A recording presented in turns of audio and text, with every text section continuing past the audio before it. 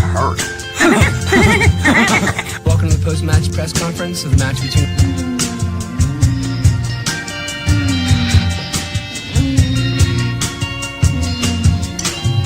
Sometimes people have sex in different ways. Makes me live. And one way is a type of sex called oral sex. It's really good. You know, I don't particularly enjoy it. set the right tone, set the standards. No, it's not one of my favorites. And knowledge and also experience from different people. And Only if you're doing it right. I am very good. Every man thinks he knows which positions women love, but most are completely wrong.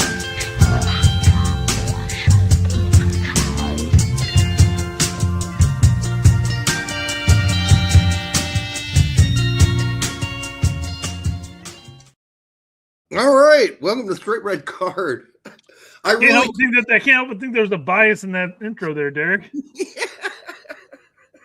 You know, I could have really raked, because I had a great quote from Pochettino, by the way, where he says, because he grew up on a farm, and I had this clip, and it said, and I really love the cows and the horses, and then being with the pigs and the chickens. And I could have thrown that in there, but I didn't do it because I thought, well, now I'm pushing oral sex over the edge into animal sex. And I thought, we haven't quite dabbled in that yet, have we? No, I didn't want to go that far. So to imply that he enjoyed doing that to his farm animals. But it was, I debated it for about 10 minutes. I was like, how dirty do I want to get? Did you master debate it, you're saying? Is that what you're saying? Yeah, absolutely. Whenever I'm making a big decision, I whip out the big schlock. You know what I'm talking about? Of course, yeah. Go to town. It helps me make decisions. By the way, yeah, I didn't do that, thankfully. I think this is gross enough. But I do have to say, I don't know if you've been paying attention to Shia LaBeouf. How do you pronounce it? Anyhow, after getting his ass kicked a couple weeks ago in New Orleans, now he's talking about people who care about the Epstein files are losers. And he was so drunk in this interview. This guy's drunk constantly. They're like, you have a problem with drinking? No. Okay, dude, I think you might have a problem with drinking. And you, by the way, he made some anti-gay comments like, I get nervous when gay guys touch me. What? Well, then move. I mean, are gay guys touching you? He was a child actor in that industry. Yeah. Is it possible that his name might appear as a victim in those files? No, I don't think so at all. And never know. But no, he's drunk. And now he's making anti-gay comments. Ambitions come out. And, I feel like you're saying some things you've bottled up over the years. How far that guy has fallen. Speaking of fallen, did you see that tourist in Australia who fell 82 feet to his death ziplining in Australia? I mean, this is why you. I tell you, I look at stuff like ziplining, and I'm like, I feel like that'd be a lot of fun. It'd be a lot of fun so long as you survive it. It's just one bad clip, and you're gone. It's like it's safe. 9 million people have done this, but that one person where if it's frayed and just, or maybe you're what is it, carabiner, whatever the clip that you whatever. Yeah. Like you just need one bad thing to go wrong. That's it. Simple as that. That and bungee jumping. Just need one idiot not to hook it up properly, and you're dead. So listen, you drive every day. Those are the same people going to jobs everywhere, including those jobs. Mm-hmm. Do you want those guys? Do you want to depend on those guys? I don't. I am not doing ziplining. By the way, the headlines since the whole Iranian thing happened on, like when you click a new tab and you get all the news channel things bundled together, all the different what is this one? American under 18 urged to sign, what is it? Not the draft, but the pre-draft thing immediately. No, that's just always been a thing. If you're a male and you are turning 18, You have to register. It's as simple as nobody is thinking we're going to have to send foot troops in. Like, that's never been a thing. Nobody's talking about it. Nobody's talking about there being boots on the ground. Nobody said that. In fact, they said the opposite of that. So what? What's the headline? It's a clickbait bullshit article. It's bullshit. Yep. It's a yet another faceless, nameless Twitter handle that's blue checked. Well, that's not even Twitter. That's an actual. That's like Newsweek or somebody put that. No. Okay. Well, it's the same. It's going for the same features. They're going. They're going for the clicks. They're going for the views. And if you're on blue check on Twitter doing that, you're going for the Elon bucks.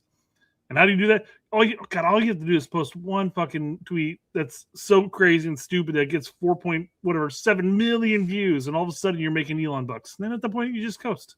Yeah, pretty sad. Oh, by the way, Moose has scored. Yeah, I saw that.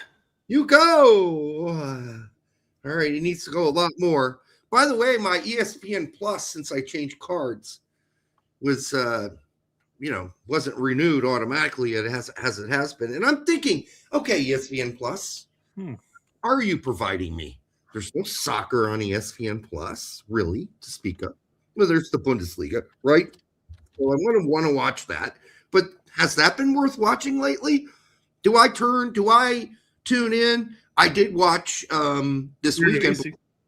I did watch the Eredivisie, PSV. I guess I might have to resubscribe because I do watch that. And I do want to watch Banks, or maybe I'm not going to need to watch Banks going forward. All right, but I'm not getting to watch Reina. I don't tune into Gladbach to watch Scally. I've already seen Scally play hundreds of games, it feels like. I don't need to tune in for Scally. So what are you providing me? Oh, not F1. You lost the bid for F1. It's now on Apple. Okay, now Apple's got Formula One. I don't need you to watch that anymore. What are you offering me? Outside of the PSV games I want to watch. And you know what? I can watch the highlights of those. I don't really need, I know who Dest is. I know who Pepe is. I'll just watch the highlights. I'll skip it. And, getting up, I'm going to get up every morning and continue to be disappointed because Reina doesn't play. He was on the bench again. He didn't play at all. Not even 5 minutes. I'm not there anyhow to watch him play 5 minutes. So fuck that. All right. So that's all I got for right now. About 8 minutes of fluff. SBF Steel says the league is on Plus. I guess so you can watch Cardoso. That's like saying I'm just going to have it for Cardoso. I can't justify that. Now, what I will do is I will get the long highlights, and I will also go to illegal TV to watch the Cardoso games. Other than that, why? I'm not I hate Real Madrid. I can't stand Barcelona. I hate big teams. You guys know that. I'm an underdog kind of supporter. Fulham being one of my teams, obviously. I want to watch it because I don't need to watch it for Sociedad, right? Where Matarazzo is. I don't need it for that. I just tune in. I just go to whatever to find out what the score was, but I don't need to watch his games. On occasion, maybe I will when there's nothing else to do. I got no urge to watch. Anyhow, I'll probably get to a point where I really want to watch this game. I'm going to resubscribe to Plus. It'll happen. I know it's going to happen, but I'm going to see how long I can go before I go, got to really watch that match. And then I'll do it. Okay. All right. But other than that, I'm not. I'm going to see how long I can hold out. Okay. All right. What else? What do we got, Brett? Let's keep it short on the fluff today if we can. Hold on. Fumar says, I supported me, but I snuck back. Okay. Is that true? Is that real? Banks has a huge cock. I've seen it, says Jack Pineda. Okay. Jack Pineda also says, Derek, we can't stand you either. Oh, did I say I couldn't stand them? I don't remember saying that. I'm sure it's in reference to something you can't stand. Probably has nothing to do with saying you couldn't stand, obviously, Jack or anybody like that. But. No, I haven't said. I love all the people that watch the show. I love them dearly, warmly, and when I think about you at night, I get a little turned on. All right, what else we got, Brett? Anything in particular? we got some stuff. I want to pull this video and get your take on some of these. I'm pretty sure this is AI, but this is educational, Derek. AI for education purposes. We need a Two Fat Foodies intro, but we don't have one yet. Yep. But we're going to talk about some food things here. Some food hacks. Okay. Don't pour pasta water down the sink. I am liquid gold. Mix Yes. with the sauce. Well, not like that though. That's no. Yeah. So I forgot who it was on Twitter. One of our listeners goes, "This is the first time I've ever heard of this pasta water and pasta sauce." I'm like, yes, but don't pour it like that. About a fourth of a cup at most. Fourth of a cup, maybe a half a cup. Stupid. Who made this dumbass video? You're gonna have a bunch of people pour the whole, thing of water. Oh, this is garbage. I'm like, yeah, no shit. You just water down that sauce like crazy. And what is this? It's a mix of normal pasta and rotini. What fucking idiot makes rotini and pasta at the same time? And Crazy, spaghetti. Stupid. Yes. So no, what you do is you put if you have a red sauce, doesn't need to be red, but you put it in the pasta, you take it out, don't drain it, you take it out, you put it in with your sauce, and then you use the starches from the pasta water to mix with your spaghetti. You continue to cook it because if it says 8 minutes on the package, you only cook it 6. Then you put it in the pan and you drizzle in the pasta water with the starches, and you should have salt in there too, not over salted, and you mix it in. It all cooks together for that last 2 minutes and it becomes a yummy, delicious thing.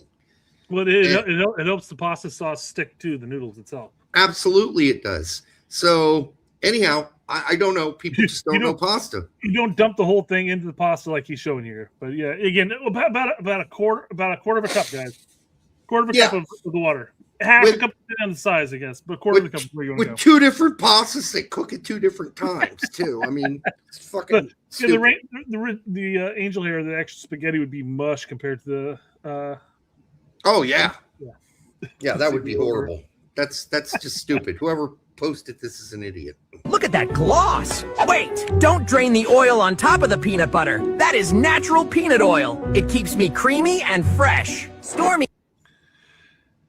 If you get natural peanut butter, it looks just like that. But if you get stuff like Jif or Peter Pan or whatever, it has a thin layer, but not that much. Yeah. No, unless it's kind of a natural Jif or whatever that version. Yeah. But if you go like Kirkland or whatever, sorry, don't go to Kirkland. You go to Costco and you get Kirkland peanut butter. It looks just like this, and I would prefer that style of peanut butter because it's all natural. But yeah, the mixing of it was always such a giant pain in the ass. However, this is news to me. I would never have assumed that the peanut butter is gonna mix itself if you put it upside down. Never thought about it. Upside down. This way, the oil won't settle on the surface, but mixes evenly with the peanut butter. No more dry, hard bottom. Oh, okay. I hate a dry, hard bottom. The fridge is not for toast. It dries me out fast. First off, don't put toast in the fridge. Who puts toast in the fridge? I think they mean bread. They mean bread, yes. It's not toast until you cook it, idiot. Well, it does look kind of toasted, though. Look at that. It does kind of look toasted. Maybe it was toasted. I don't know. Who's But putting toast in their bread? it doesn't even have a fucking wrapper around it. What the fuck is up with Put that? me in the freezer. Yeah, right. Sounds crazy? The freezer locks in my moisture. Toast me straight from... Look. Now you're going to become toast. Did you see how the bread went into the toaster, though? Look. Yeah. Whoa. Just AI. split in half. Certain Split in half. things AI has not figured out yet. How to put toast, how to put bread in a Look at toaster. that. Yeah. How does it go from this nice white-looking bread to this like crusty bread? Look at it. It's got like seasoning on it or something. Look at that. Should have a big split right down his asshole, but he doesn't. bread. Don't store cheddar in plastic wrap. Wrap me in parchment paper. It lets the air through. I stay fresh and dry. The air... I never knew that. Yeah, me either. This is the last one, Derek. You ever get a brown sugar and it sits in your pantry forever and it gets and it gets hard. Yeah. You know how to make it soft again? Ignore it and don't touch it. You buy a new pack. Dried me out. I turned into a brown sugar rock. You can't scoop a rock. Toss a marshmallow in and seal me up. Wait overnight. And watch this. I'm soft again. Who knew marshmallows make you soft? Do you think it'd make it uniform so much like that, or do you think it'd be like the top couple inches or whatever? I don't know. I that's a good question, but I won't be eating marshmallows any longer. I'll tell you that much. They can't get soft, you know. Yeah, I don't want to be soft. All right, that's good. All right, this is interesting. All right, for the 75 of you already here, make sure you like, subscribe, share with your grandma. We got a lot to cover tonight. We got to talk about. I don't seem to see a whole lot of people worried about Noahkai Banks, but I do think there's something to be worried about there. I think there's enough. I think there's a lot of people flooding my timeline that are like that, and I'm sitting there going like, I mean, we'll get to that. We'll get to that. Yep. Moving on though, some foodie screen. I think it's screen. It's called foodie screen. Like they talk about the food that's at sports facilities. Okay, well, Wrexham has this lamb kofte. I'm not KOFTE. KOFTE. Kofte? That's what I said it was. And chips. You gonna eat that for $4.30 pounds? Oh, isn't that kofte? Kufay? Well, it could be kofte. You're right. I don't know. Okay, that's like meat that's been made into a mousse. That's disgusting. That's lamb right there, and it looks like a shit. Yes, it does. And it looks like a cat hovered over top of that and dropped it down. Or a small dog. There we go. Kofte or kafe, whatever it means, meatballs in Turkish. It looks like those are not. That's not meatballs. That's something in a tube. They're squirting out onto the fries. I'd be pissed if my dog did that on my fries. Yeah, I don't know. That doesn't look appealing. It might taste fine. I would just have a hard time eating it because it does look like a big pile of dog shit. I'd have a hard time paying about $5 to $6 for that many fries and that little shit. And there better be some good shit too. I mean, those fries aren't even seasoned. I don't even see salt on that. Mm-hmm. Oh, well, here's your fried potato. Enjoy. With some poop on it. Some poop on it, yeah. I think you're calling it. That does look gross. Yeah, it does. Oof. You know, sorry. All right. Well, I feel like that's enough. That's enough of the fluff. Let's move on. Absolutely. Let's get to soccer. Soccer. All right. Zoom in because we can't read that shit.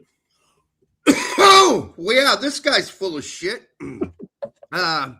Get a little closer to that microphone when you hack a lung into it. Yeah, sorry. I don't.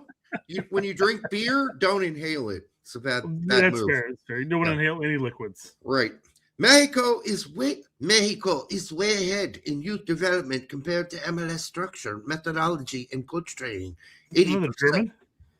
No, this is my Spanish. Yeah. 80% of youth national teams are still. You're right. I've wow. Now I'm D-Rec. All right. Hey, D-Rec's closer though. That's true. Let me do D-Rec. 80% of the youth national teams are still made up of Liga MX players. The one player we bring from abroad is very specific. Andres Lelini, the director of the youth national teams for the Mexico National Football Program. A few months ago in the CONCACAF U15, more than half the team was developed in the United States. Yeah, Mexico's not way ahead. No, incorrect. They are not way ahead in youth development compared to the MLS structure. They just aren't. They're having a rough time. Well, I mean, it's stating that it's I guess developing players. Well, God, if you look at all the youth teams within the United States for like U17, 18s, 20s, 23s, or whatever. Like 99% of them are from MLS. We get our occasional European in there, and there's rarely a USL player mixed in or a non-affiliate academy player somewhere from like Nebraska or whatever in there. But it's predominantly MLS. What is it even talking about? what does Lilini not mention is that at one point, Mexicans' development yielded, it was 100% of the youth national teams were made up of Liga MX players, or 95%, or we're down to 80? We are down to 80. So don't tell me, like, why would you even say, if you're Lilini, that we are beating MLS? Because it's just not true, number one, because now you're asking people to go do their research. And now you're looking at, well, wait, all these U15 players, half the teams developed here. Half are developed here in the United States. More coming from it, yeah. They're definitely scouting our youth system more. And it's hard to say that youth development in Mexico is way ahead of MLS. But, I mean, again, he's ignoring the fact that if you look at most of our youth rosters, I would go take his number. I'd say at least 80% of them, at least, are developed through MLS. Yeah, Jesus says Lilini's being politically correct to the media, guys. And I'm saying this as a Liga MX and Mexico fan. Oh, I'm sure he is. But the one thing you don't want to do when you're in front of the media, unless the media doesn't care and isn't going to do their own research, is lie. Well, that's what I was going to say. Is politically correct stroking basically Mexico's cock in that sense? Yeah, Liga MX. Yeah, of course. We're doing great, guys. Yeah. But which, don't get me wrong, I'm not taking anything away from their development by any means. They're still developing players. I'm just saying. Oh, yeah, no, they are. Don't bag on MLS and U.S. youth soccer. At the same time? Yeah. I mean, go ahead and stroke yourself. Yeah. But don't knock out my heart on while you're doing it. That's all I'm saying. And it'd be a fair assessment. You can make the argument saying, hey, the players that we're developing are more tactically and technically gifted than. Oh yeah, that would have been much better. Yeah, that's fine. Go ahead and say that shit, but don't say shit that can be researched and debunked. Yeah. Like, that's a stupid thing to do. So stroke yourself, but don't knock the other guy's heart off just to make yours look bigger. You know, don't whack the other guy in the balls while you're stroking off and say, look how much bigger my dick is. Oh, he would have had a bigger dick, but I hit him in the nuts in this interview. Hey. And by the way, don't research that. So you should have done what Brett said, which is just talking about how more technically gifted the players that are coming up through the Mexican youth development here in Liga MX is great. We're developing great players. They're going right to the national team. Some of them are venturing off to Europe, but we're doing this, doing that. Yeah, you can stroke yourself all you want. That's fine. Yeah, stroke yourself. Yeah. Don't hit the other guy in the nuts, because then the rest of us here on the other side of the border are going to look into it and go, you're just wrong and you're lying. Okay? So don't say stuff you can get caught lying at. Just stick to stroking yourself and saying, as Brett said, the development we're doing is better. All right? There you Jack go. wants to know if that's what you do while you're beating off Derek. Absolutely. Derek, you're doing a great job. This is the best. You got to talk yourself into a good mood, Brett. Sometimes you got to do it. You get my age.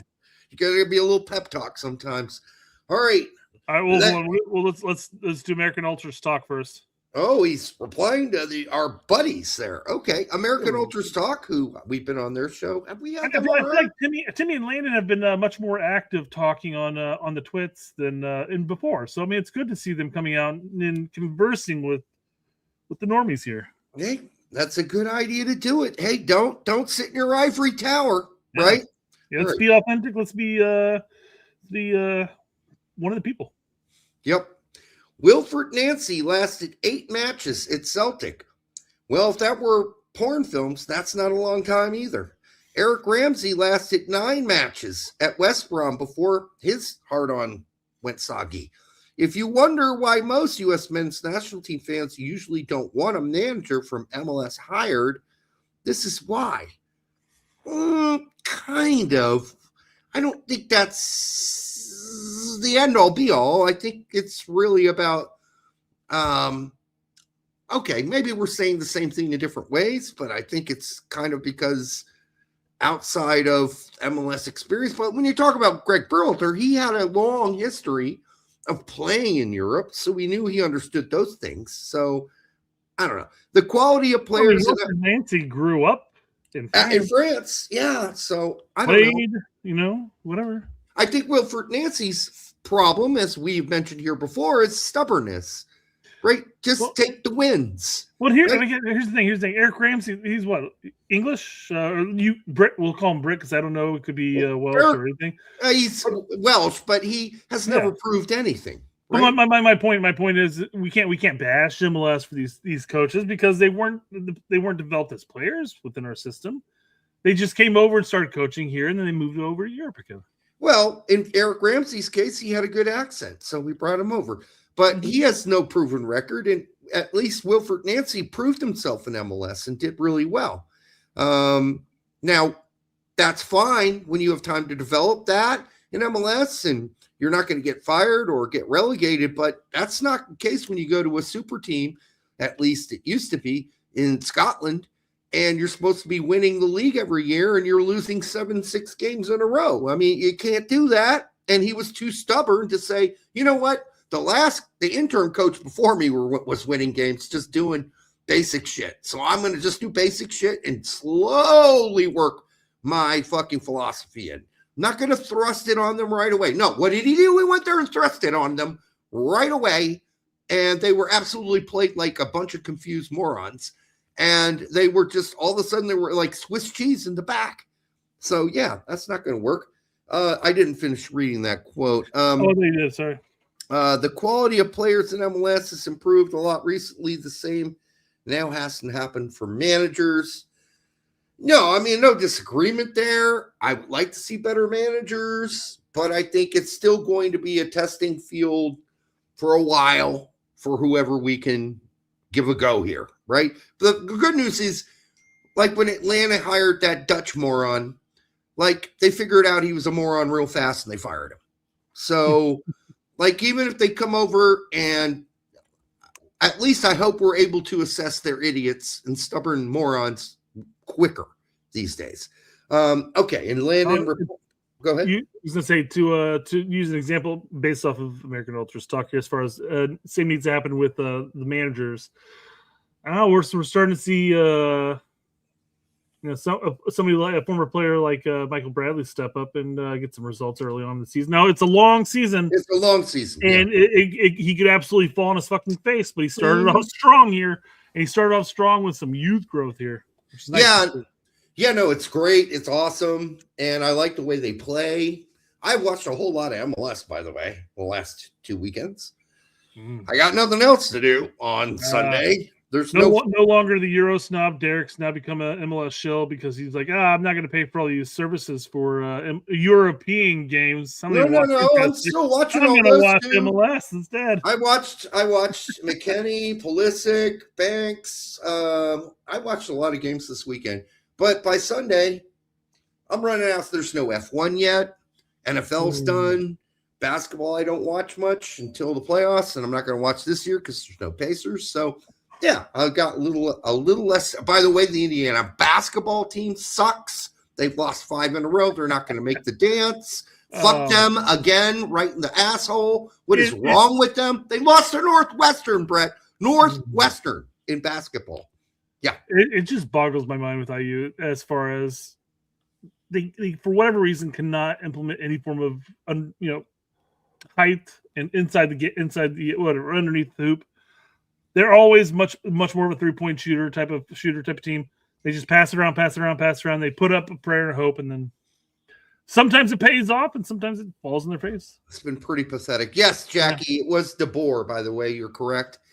All right, so Landon replies, I need to chime in here because everyone seems to be missing the point. Sorry, that's my best Landon on. Sorry. These are very good coaches. They just made really poor decisions to take these jobs in the middle of the season with no prep, no preseason, no ability to change the roster, etc. Getting immediate results with a new team requires a unique skill set that very few coaches possess. Well, gain one. If you're fucking goddamn Nancy, you don't go there like the fucking stubborn son of a bitch and try to force your shit down their gullet immediately. You take it slow. You don't jump straight for the clitoris. You never jump straight for the clitoris. There's got to be foreplay. There's got to be a buildup. You can't just jump straight into the panties. There's a buildup here. There's a massage. There's got to be some very good gentle motion here. You don't just jump in and say, eat it. All right? Eat this. Take it. You don't do that. You say, let me ease it in. Let me ease us in. Okay? You got to be flexible and you got to be adaptable. Yes. You can't just jump in and say, hey, this is how I want to play. We're going to play it. Oh, we're like 15 games in already. Okay. No, you can't do that unless your name is Matarazzo. And at that point, Matarazzo is flexible and he is adaptable.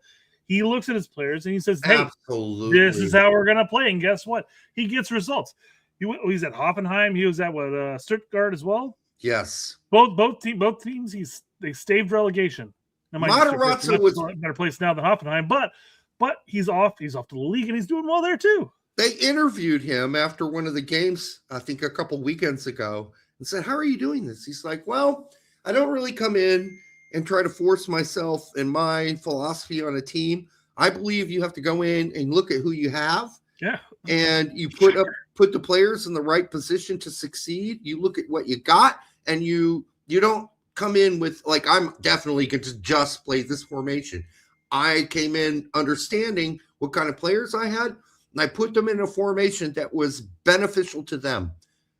What? More of that, please. Wherever that came from, more of that. Less stubborn fucking, it's my system. My system. My system. Fuck you and your system. Fuck you. Learn how to coach a group of players that don't fit into your system. That goes for the fucking Man U manager who was fired. Well, we jump back from time to time to like a Ted Lasso kind of conversation from here and there. But whenever Ted Lasso decides that he wants to do total football, and he's just like, we're going to train, or Roy was like, we're going to train it on the pitch. And in about 2 or 3 months, we're going to take it out to the league or whatever. 2 or 3 months. Yes, we're gonna do it. We're gonna do it on Saturday. He goes, that's fucking mental. Yeah, that's not something you can do. It's the same thing. You don't just jump off the plane and say, "Here's our new system. Learn it overnight, guys. We're gonna do it on 3 days from now when we do it on Saturday." No, you go out there. You have to gauge who you have. Put out a very conservative start, at least initially. And then you jump into it at that point. Later on down the pitch, you're like, okay, now we can roll it out.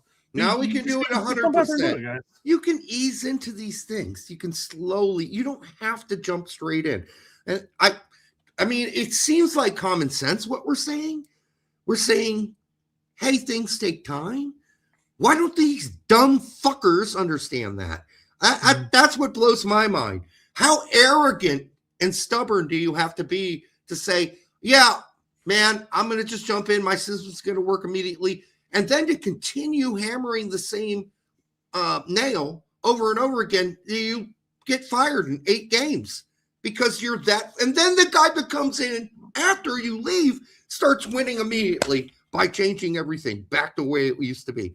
I mean, it's just amazing to me how stupid Wilfred Nancy is for being such a smart guy, for being such a smart tactician, how dumb he was in that role. And it's unfortunate. He should have known better. But no. Spider's Line says, what the hell is Landon's avatar? It looks like he's selling cologne. Yeah, well, he's not much of a cologne guy. He looks like a book, though, too. Somebody mentioned a book cover. He has a book coming out, so there's that.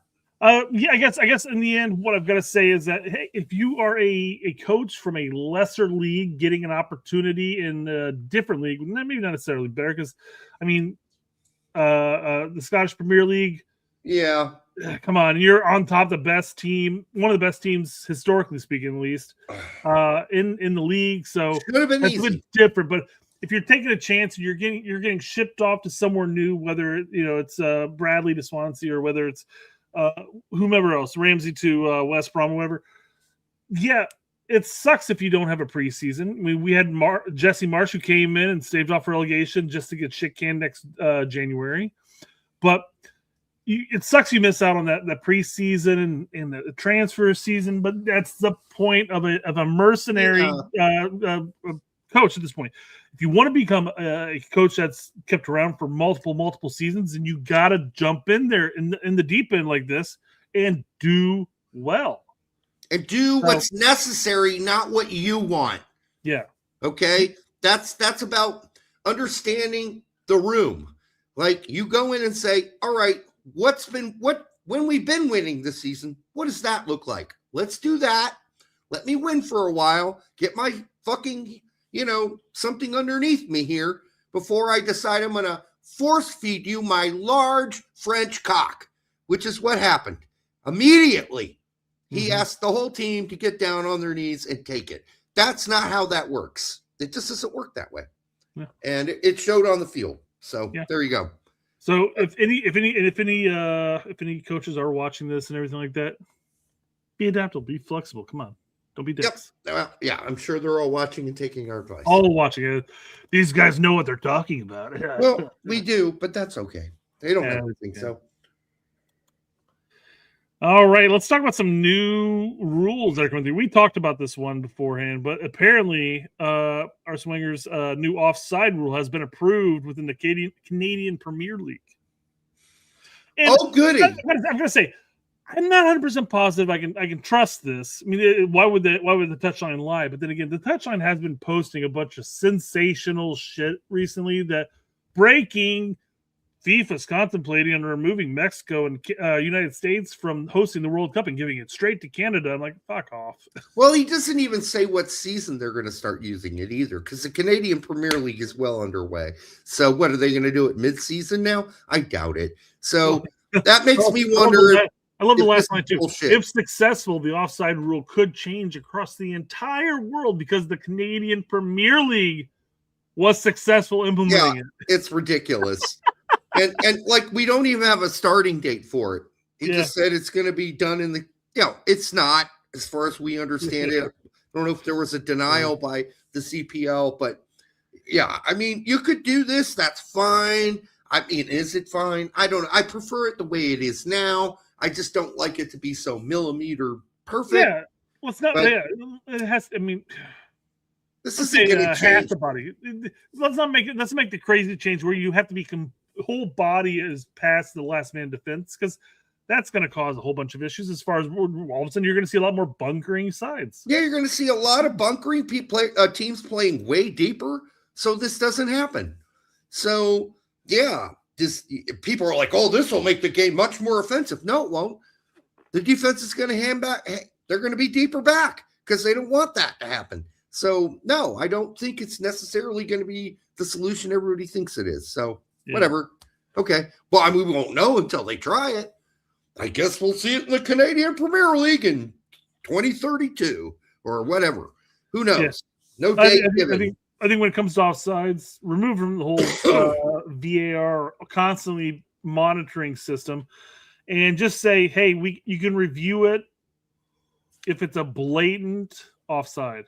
Things are fine. If it's slightly offside, I hate it when it's like, oh, his 3/4 of his hand was offside. He's offside. I'm like, fucking hell! I swear to God. Yeah, he had a hard on tip of his stick was offside. Yeah, I know it's the feet and whatever and the arms, and that's what they're looking for.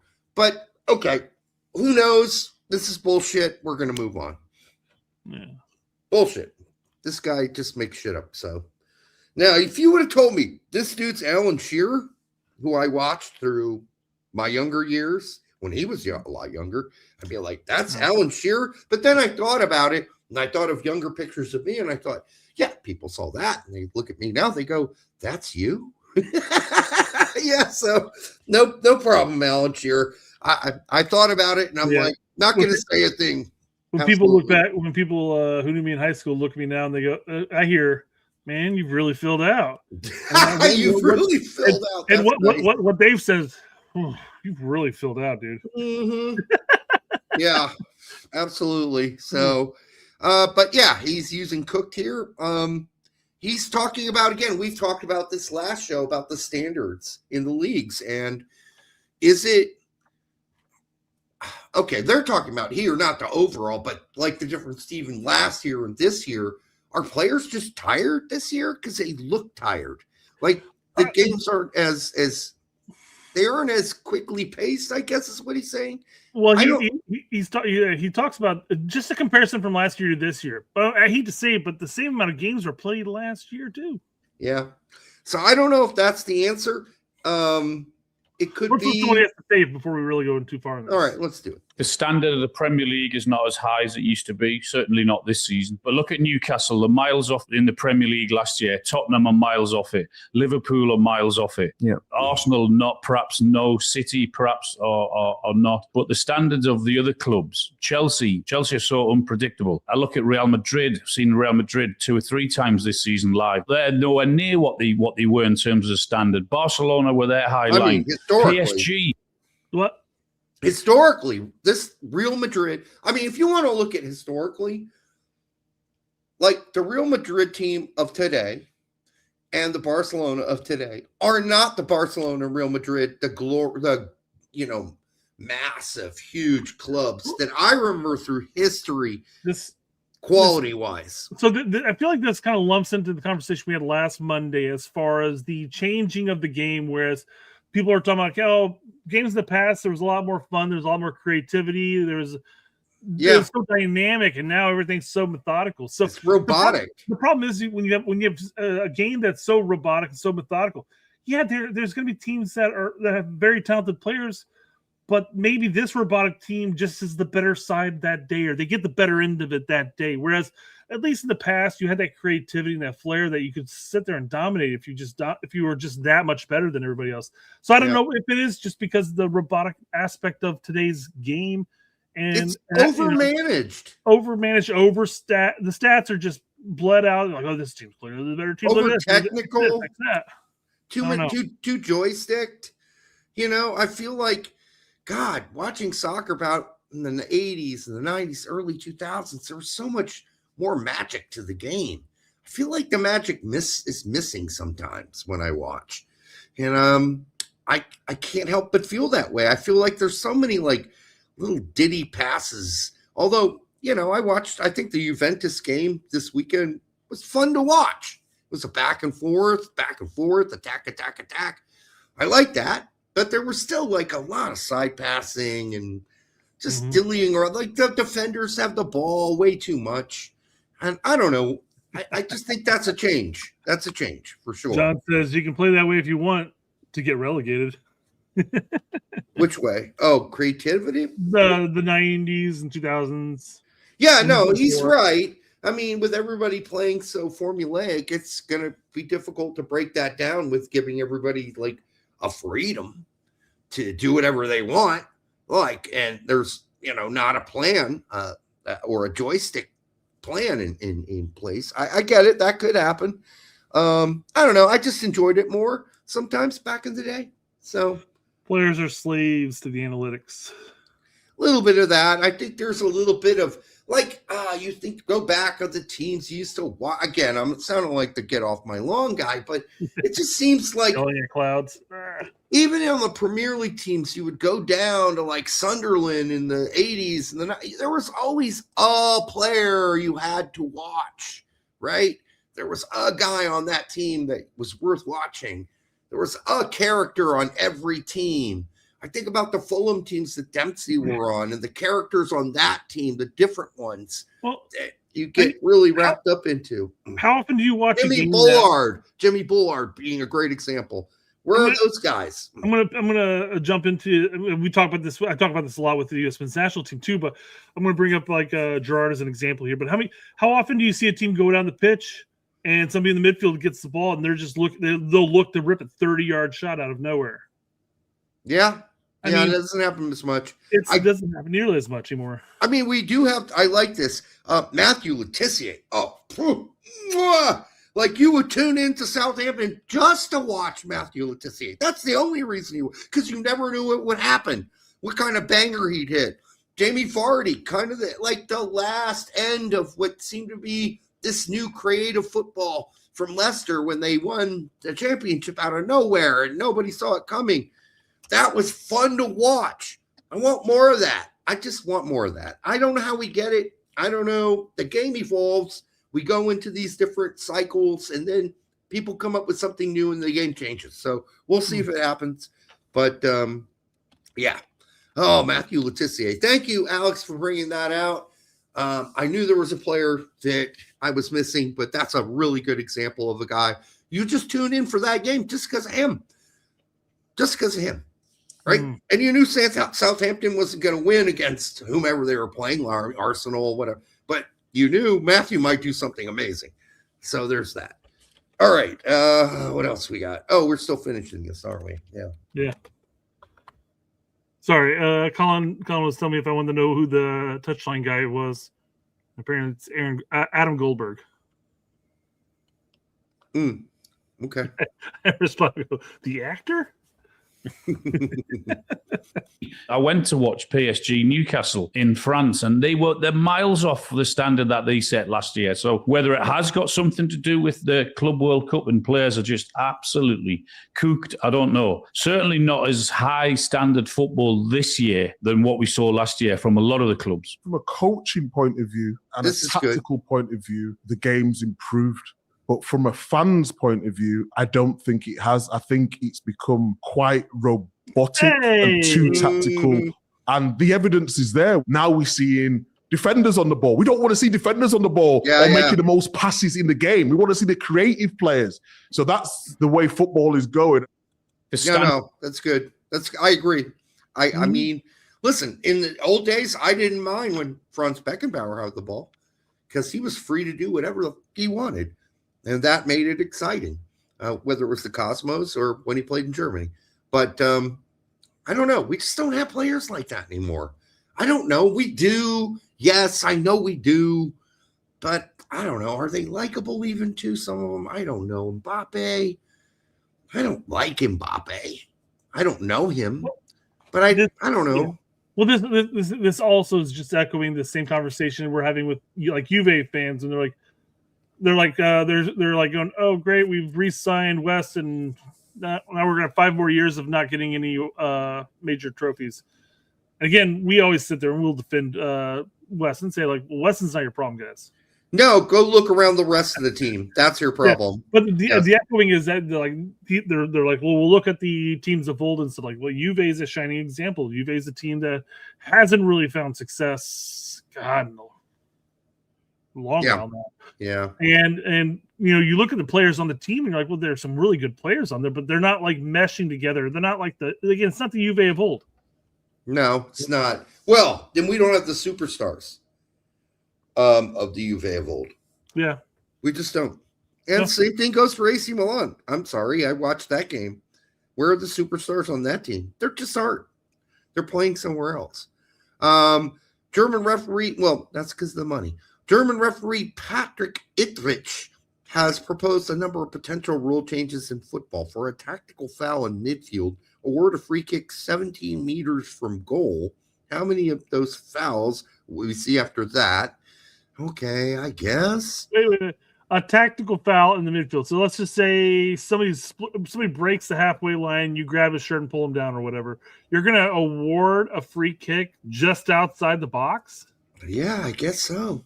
And where do you place the ball? Is there going to be a specific circle designated for a tactical foul free kick? Yeah, kind of like a tee box in golf. So, I mean, I don't know. I guess if a player rolls around 3 times, must be 3, and calls for a doctor, bring one on, then make him wait on the touchline for 3 minutes. I'm fine with that. Well, we already do that in MLS, right? It's 2 minutes. I'm fine with if you're going to waste time and you're going to go off, whether you're hurt or not. If you're hurt, it makes sense to rest for 3 minutes and get recovered and everything like that. But if you're faking it, sit your ass out for 3 minutes. I'm fine with that. Yeah. If a player verbally abuses the referee, send him off for 10 minutes to cool down. Go for a quick cycle to stay warm before returning. There's something to learn from handball there. Oh, yeah, they have that in handball. But, okay, so you verbally abuse the referee. What if you don't even verbally abuse a referee like Daniel Farka did this weekend? He just ran out to the field to talk to the ref, which he shouldn't run on the field. And he got a straight red. Usually you get a yellow for that. And Daniel's like, I didn't even get to talk. He just gave me a straight yellow as soon as I arrived, a straight red as soon as I arrived. That's disrespect. Most coaches would not be given a straight red for that. He's right. They wouldn't. But, it's Leeds and it's Farka and fuck them, I guess. And why is refereeing being surrounded by 10 players after a decision? For me, bang, bang, bang, 3 red cards. play 7 versus 10. That would sort it out. Do you agree with this change? That seems a little harsh, but. Well, I mean, here's the thing, though. I mean, it takes 1 or 2 games of that to occur before players stop doing that. And why are players running up to the referees anyways? It should just be the captains talking to the referees. Everybody else can fuck right off. But no, but red, I think yellows would be fine. Sure, you can start with yellows and see if you need to escalate at that point. I mean, 3 or 4 yellows that's a lot. That hurts their ability to defend the rest of the game. Colin says 17 yards is actually inside the penalty box. Is it? Is that yes? It's the 18. So one would imagine that there's 18 meters, isn't it?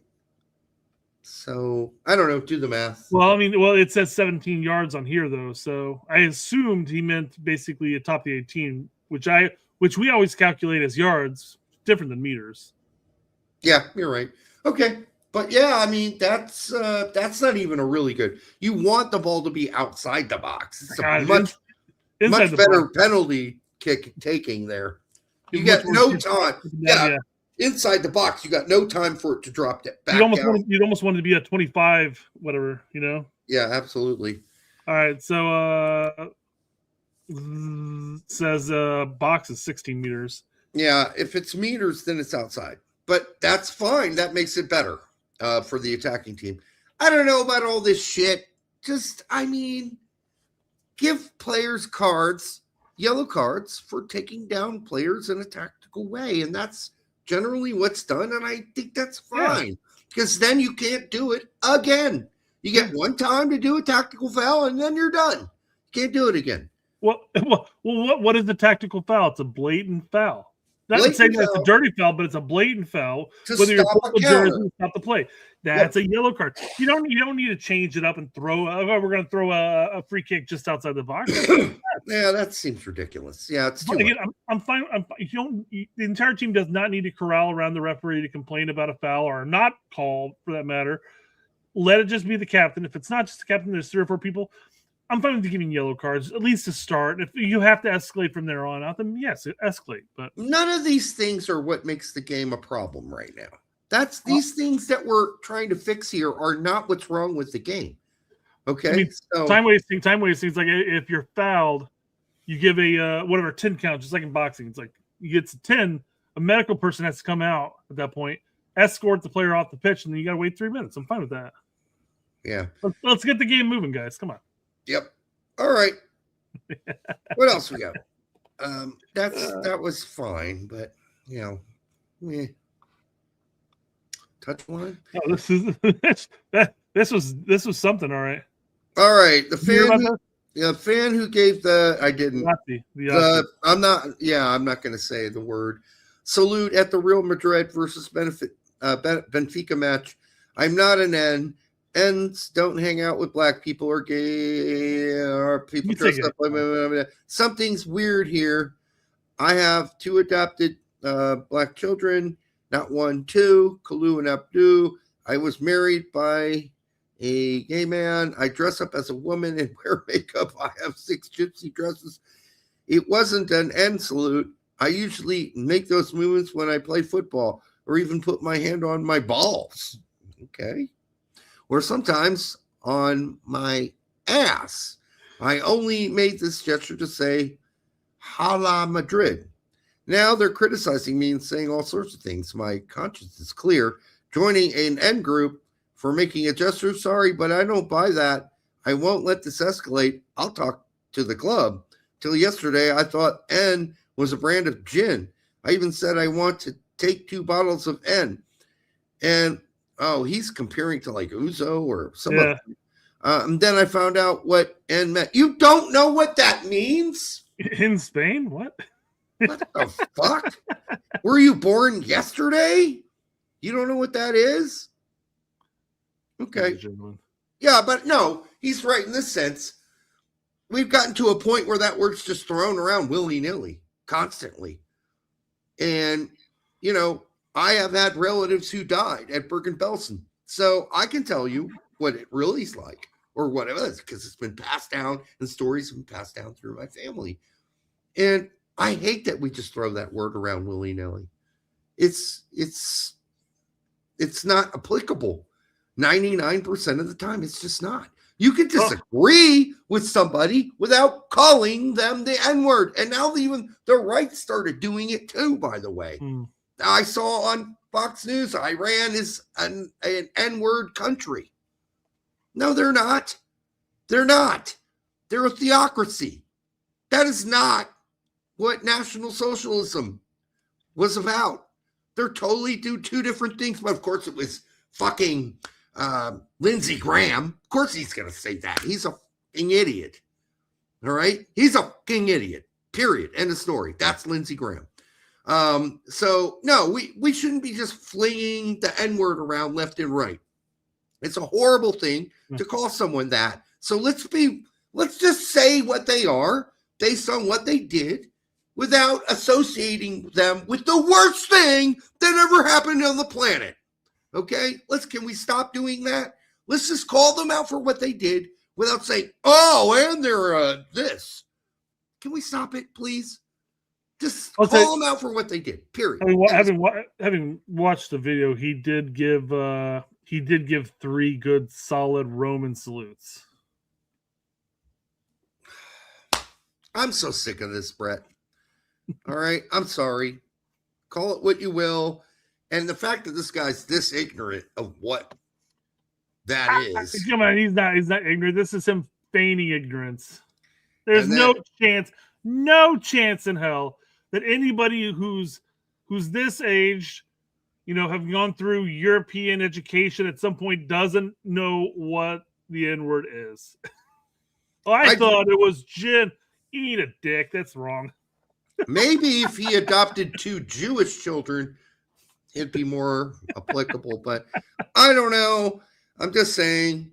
Yeah. So just stop doing this. Don't.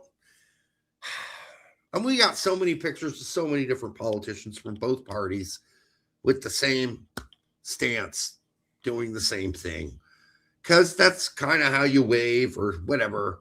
It's unfortunate not a single person in the world can ever wave that way again because of one idiot. But there you go. Not one idiot, and then a group of idiots that followed that one idiot. So there you go. It'd be like if it happened like in the Philippines, okay, I can understand it. Maybe if thought it was some kind of a gin. But I mean, he's full of shit then. Wait, come on, bro. He's like in his 50s, 40s. That's what it looks like. Don't tell me you don't know who the H-man is and what the N party is, the National Socialist Party. No, don't even tell me you don't know what that is. So, if you're going to bullshit or if you're trying to wiggle out of something, just don't get so specific, because the more specific you get in your story, the more it's obvious you were lying. And not lying about the N salute, but certainly maybe you didn't think that's what you were doing, but you did it. But then just say that and move on. Okay? But it sounds like there's more to the story than that. All right. Whatever. Who cares? I guess at this point, that's just some dumb fan in the stands. There are many, many, many, many more dumb fans in the stands than him. I will guarantee you that. He's not alone in being the only doofus in the vicinity. There are a lot of doofuses out there. But, in general, I love doofuses. Not specific doofuses like that, but people, there are plenty of really good-hearted people who are ignorant. And I try not to hold it against them. So when I say that, I'm sure our people that watch our show are not ignorant people, but there are lots of ignorant people out there. Or at least this guy claims to be more ignorant than he is. You can't be ignorant watching our show. You learn so much. Yeah, I guess. Sticking on that same match. We don't need to watch the video and everything like that, but Infantino has come out and said that any footballers that cover their mouths during on-pitch rows, basically they're getting into it, I guess. Arguments. Yeah, they're going to get sent off. Presumption that they said something offensive. Hey, man, don't cover your mouth, because we're just presuming you are talking some nasty ass Negative stuff. By the way, Instagram just disconnected. Yep. Stream. All right. And that's normal. We're an hour in. Yeah. I don't think that's where you need to go with this. I think if you continue to make rules based on an exception or two that happens here and there, pretty soon we're going to have rules for everything. And that's the thing. You look throughout history, you look at Indiana. So there was a law at one point in Indiana that if you were caught public exposure, that was also would put you on the child P list, right? Yeah. And they had to do away with that eventually because there were too many college students being caught. A lot of public urination. Publicly peeing in an alley and being arrested for public having your willy out in public. I'll say this much: if you answer your door and it's some guy or gal come up and say, "Hey, by law, I've got to tell you I'm on this list," and you're thinking, "Oh geez," and all of a sudden it's like, I got drunk at a bar and I peed in the back alley behind a dumpster, and the cop got me. Like, yeah. Oh, okay, I did that last week, but whatever. So there was a time where there were people who got caught peeing or being naked in public or flashing, or they were all put on the same P list. And after a while, it's like, wow, this P list is getting gigantic. And then it's like 20% of them were people who were publicly exposed themselves. Well, that's not the same thing as being a P. Okay, so we need to distinguish better. So you can't. Again, you don't make laws based on one incident where a guy exposed himself in front of children in public and say all public exposure now is a P. Can't do that. So in this case, you don't make a law based on one incident that is, overreaching and an umbrella law. So now everybody that covers their mouth, which all the players do, by the way, constantly. So when do you decide when it's a row? We're in a row. We're officially in a row. You can't cover your mouth anymore. Well, who's going to announce that? When do we know we're in a row? Right? A row. Well, how long? Says. How long until somebody gets a red card because they coughed on somebody or sneezed on somebody while they're having a row? Well, I don't even know what's a row. When do we officially designate that the row has started? And now you can't put your hand in front of your mouth. So this is ridiculous. It's a stupid comment, but Infantino's not a very smart man. He's a good business guy, but outside of that, doesn't read the room very well generally, and he wants all your money. I don't like him. When we lost Sepp Blatter, we thought we were going to get something better. I think we all did. How could it get worse? See, well, it did. Not now when you say something offensive or ignorant, you just have to spin your head around really fast so that way the cameras can't catch your mouth, right? How about this? Put a bunch of mini mics on the field somewhere. You can make mics are so small now. Everybody's got to wear a little mic on their collar. You could do that too. That way you can check back, right? Could you imagine the amount of data that you'd have to sift through every match? I guess it's just like any camera. Like if nobody complains about it, you can just delete the data. Yeah, Alex, we're well aware of what a row is. The point is, when does a small scuffle become an actual row? And does the referee have to declare a row has begun? No one can cover their mouth anymore, right? Players are going to become ventriloquists. Yeah, so not gone, Yep. So anyhow, all this is just micromanaging the game into oblivion. If you want to catch it, put more field mics around the field that will pick up more sound. To your argument though, as well, and this is kind of the whole speech debate, quite frankly, is that who says what's offensive? Now, mind you, obviously you say a racial slur, you say whatever. It's not like that obvious. There are obvious ones that they could be deemed offensive. But if I come up and push you down and say you cocksucker, I'd say that's none of your business. It's not Saturday evening yet. Come on, man. Yeah, I mean, what we learned in that Mbappe was using all kinds of anti-gay slurs. And is that better before the Argentinian guy decided to use some other slurs that aren't appropriate? Like, I bet there were a lot of inappropriate things said there between the two teams about, the P word, PUTA. There are all kinds of things that were inappropriate said back and forth about, I bet you like to F your brother and all kinds of weird shit, man. So from both sides. So, yeah. How about we just stop that shit altogether? You can't. Players have been talking shit for years. That's what they do on the pitch. You're not going to like it. If I put a mic on the pitch back in the 90s, you're not going to like that either. Nothing has really changed. People have been calling each other names, calling each other mother humpers, you name it, for a long time. All kinds of things. Sister liquors. I'm giving you other names for what those are. Censoring yourself like crazy here. And I know. Sure it's less offensive, Derek. Come on. So all those things have been said. And now, the one about the racist ones, I mean, come on. I mean, it's 2026. Can we stop the racist ones? That seem pretty inappropriate. And the anti-gay ones would seem pretty inappropriate too. Can we get back to the simple ones, like you're a mother humper, or I bet you sleep with your sister, or your sister's a whore? Like, those are much better, okay? They're offensive, but they don't, like, degrade who you are sexually or who you are as a person because you had no choice what you were born into. I mean, come on. Can we get past that? Just say stuff about their mom. That, unless she's dead, then pick on someone else. All right. I'm not expecting you to be that thoughtful. But anyhow, regardless. All right. Big Tones wants to know if stepsister liquor is okay. Stepsister liquor is actually preferred. You're a stepsister liquor.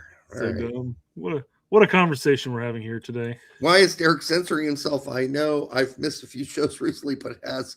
I know. I mean, I don't even know. I'm sitting here like, oh, that's great censoring there, Derek. You're not helping. I mean, the algorithm's not going to be effective if you say motherfucker. We're an hour and almost 10 minutes into the show, and quite frankly, we have yet to be ding on any of our comments. God, what was since we started fighting back? We started fighting back because we used to get limited nonstop, and finally I was like, "Fuck this!" And I went and I challenged every single one we were limited on. Haven't been limited since. Yeah, thank God. Now, what was the New Zealand guys at the comedy show, Flight of the Conchords? They had a great video, and they didn't want to cuss at it. Instead of saying motherfucker, they're like, "She's a mother humping. He's a mother humping." It's so hilarious in the hip hop. I think that was I'm the hip hopopotamus. My rhymes are bottomless song. All right. All right. Hip hop anonymous. I'm a hip hopopotamus. I'm a hip hopopotamus. My rhymes are bottomless. And then he runs out of lines to say.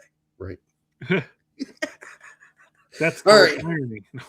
Yes, it is. If you've not seen Flight of the Conchords, you must tune in and find it somewhere. It's a great show. Hilarious. All right. This is me. Who knew this would get to 10,000 views? Not me. I did not know these popular. I don't know why they're popular.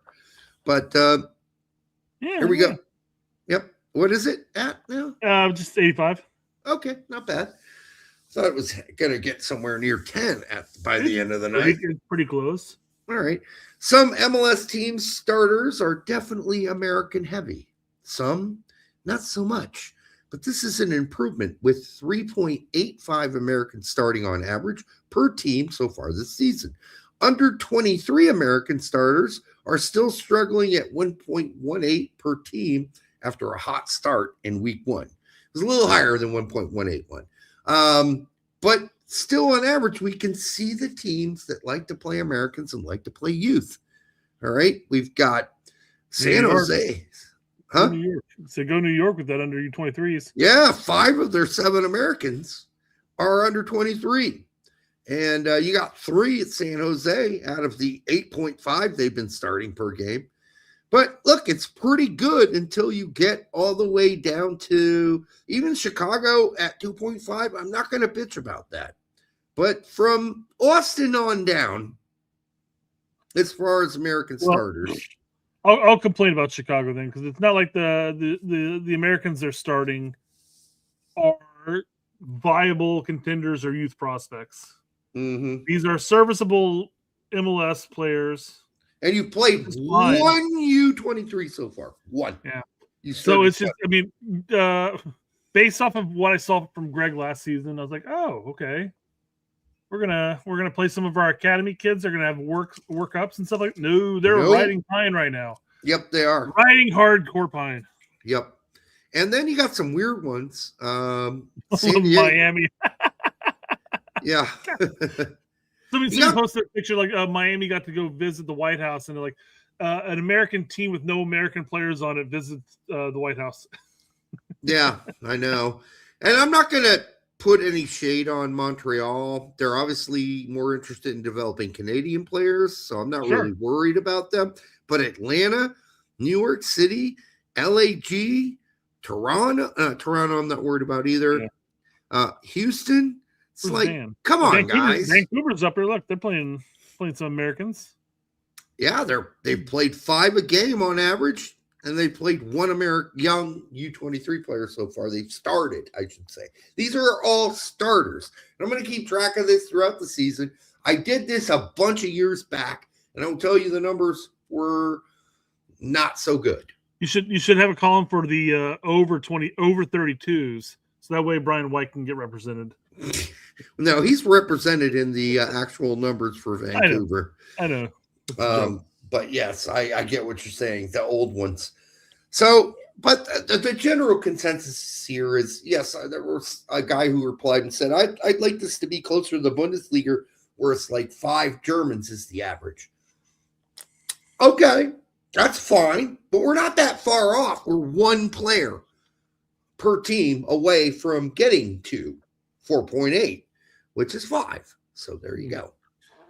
I guess before we start reading this, I got to play an oldie but a goodie. Okay. Do not panic. Do not panic. Cap them now. Cap them now. And obviously the main topic of the show itself is a dual nap panic, but we'll readdress that later in the show. Yeah, we're getting to Banks.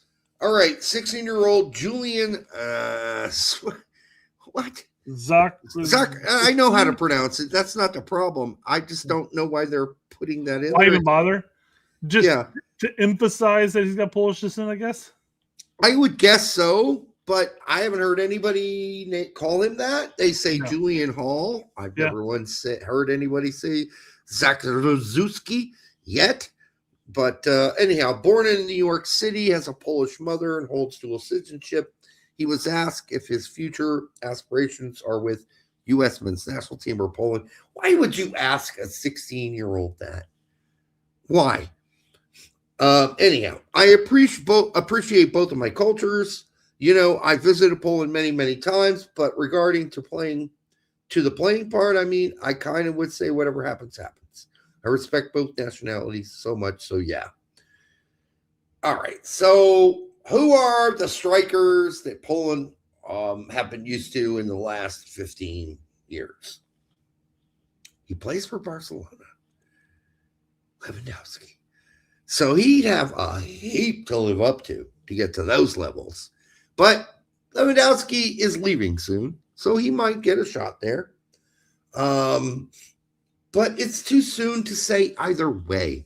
Can we let this kid alone? Does he need to make this decision now? No, he doesn't. But so far, so good this season. He's been a badass. So I think he's played for all our youth teams. I think he's going to continue to. I don't see this to be a big issue. Yeah. So why start worrying about it now? At the age of 16, all of the youth teams means like what the U15s and U17s. Yeah. No, that's the thing. It's like, again, we always say this with dual nats at this point. You can express your interest. And of course, we're expressing our interest as far as saying, hey, you're 16, you're a prospect, you're developing. Come join our U17s. We'd love to have you in the program. Come join our U20s coming up here in the future. We'd love to have you in the program. And as he continues to develop himself at New York Red Bulls, he'll get interest regardless of the nationality. Just let the players choose where they want to go. Well, What do you want him to say? Of course he's not going to offend Poland. Yeah. Fuck Poland, I'm staying in America, man. Woo! Fuck my mom and her fucking Polish heritage. Fuck that shit. I got no interest. I know how to change a light bulb. Yeah. You think I'm like meathead?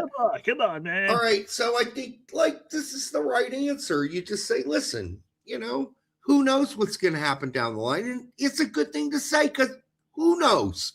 He may not get a chance to play in the next 2 World Cups, depending how things work out for the United States men's team. And he may be on fire.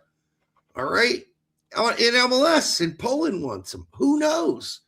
But I think he's got a long time to wait for that. I don't think he's going to. He's young. Don't be rash. We always say that about players. Don't be rash. He's not going to hit his peak for another 8 years. At the age of 24, he's 16, 17 years old. He's not going to hit his peak for a while. So can we calm the fuck down? All right.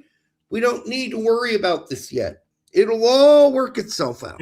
I'll come back to that. In regards to you said fuck his mother, and Spider's line says I'll have to see his mother first.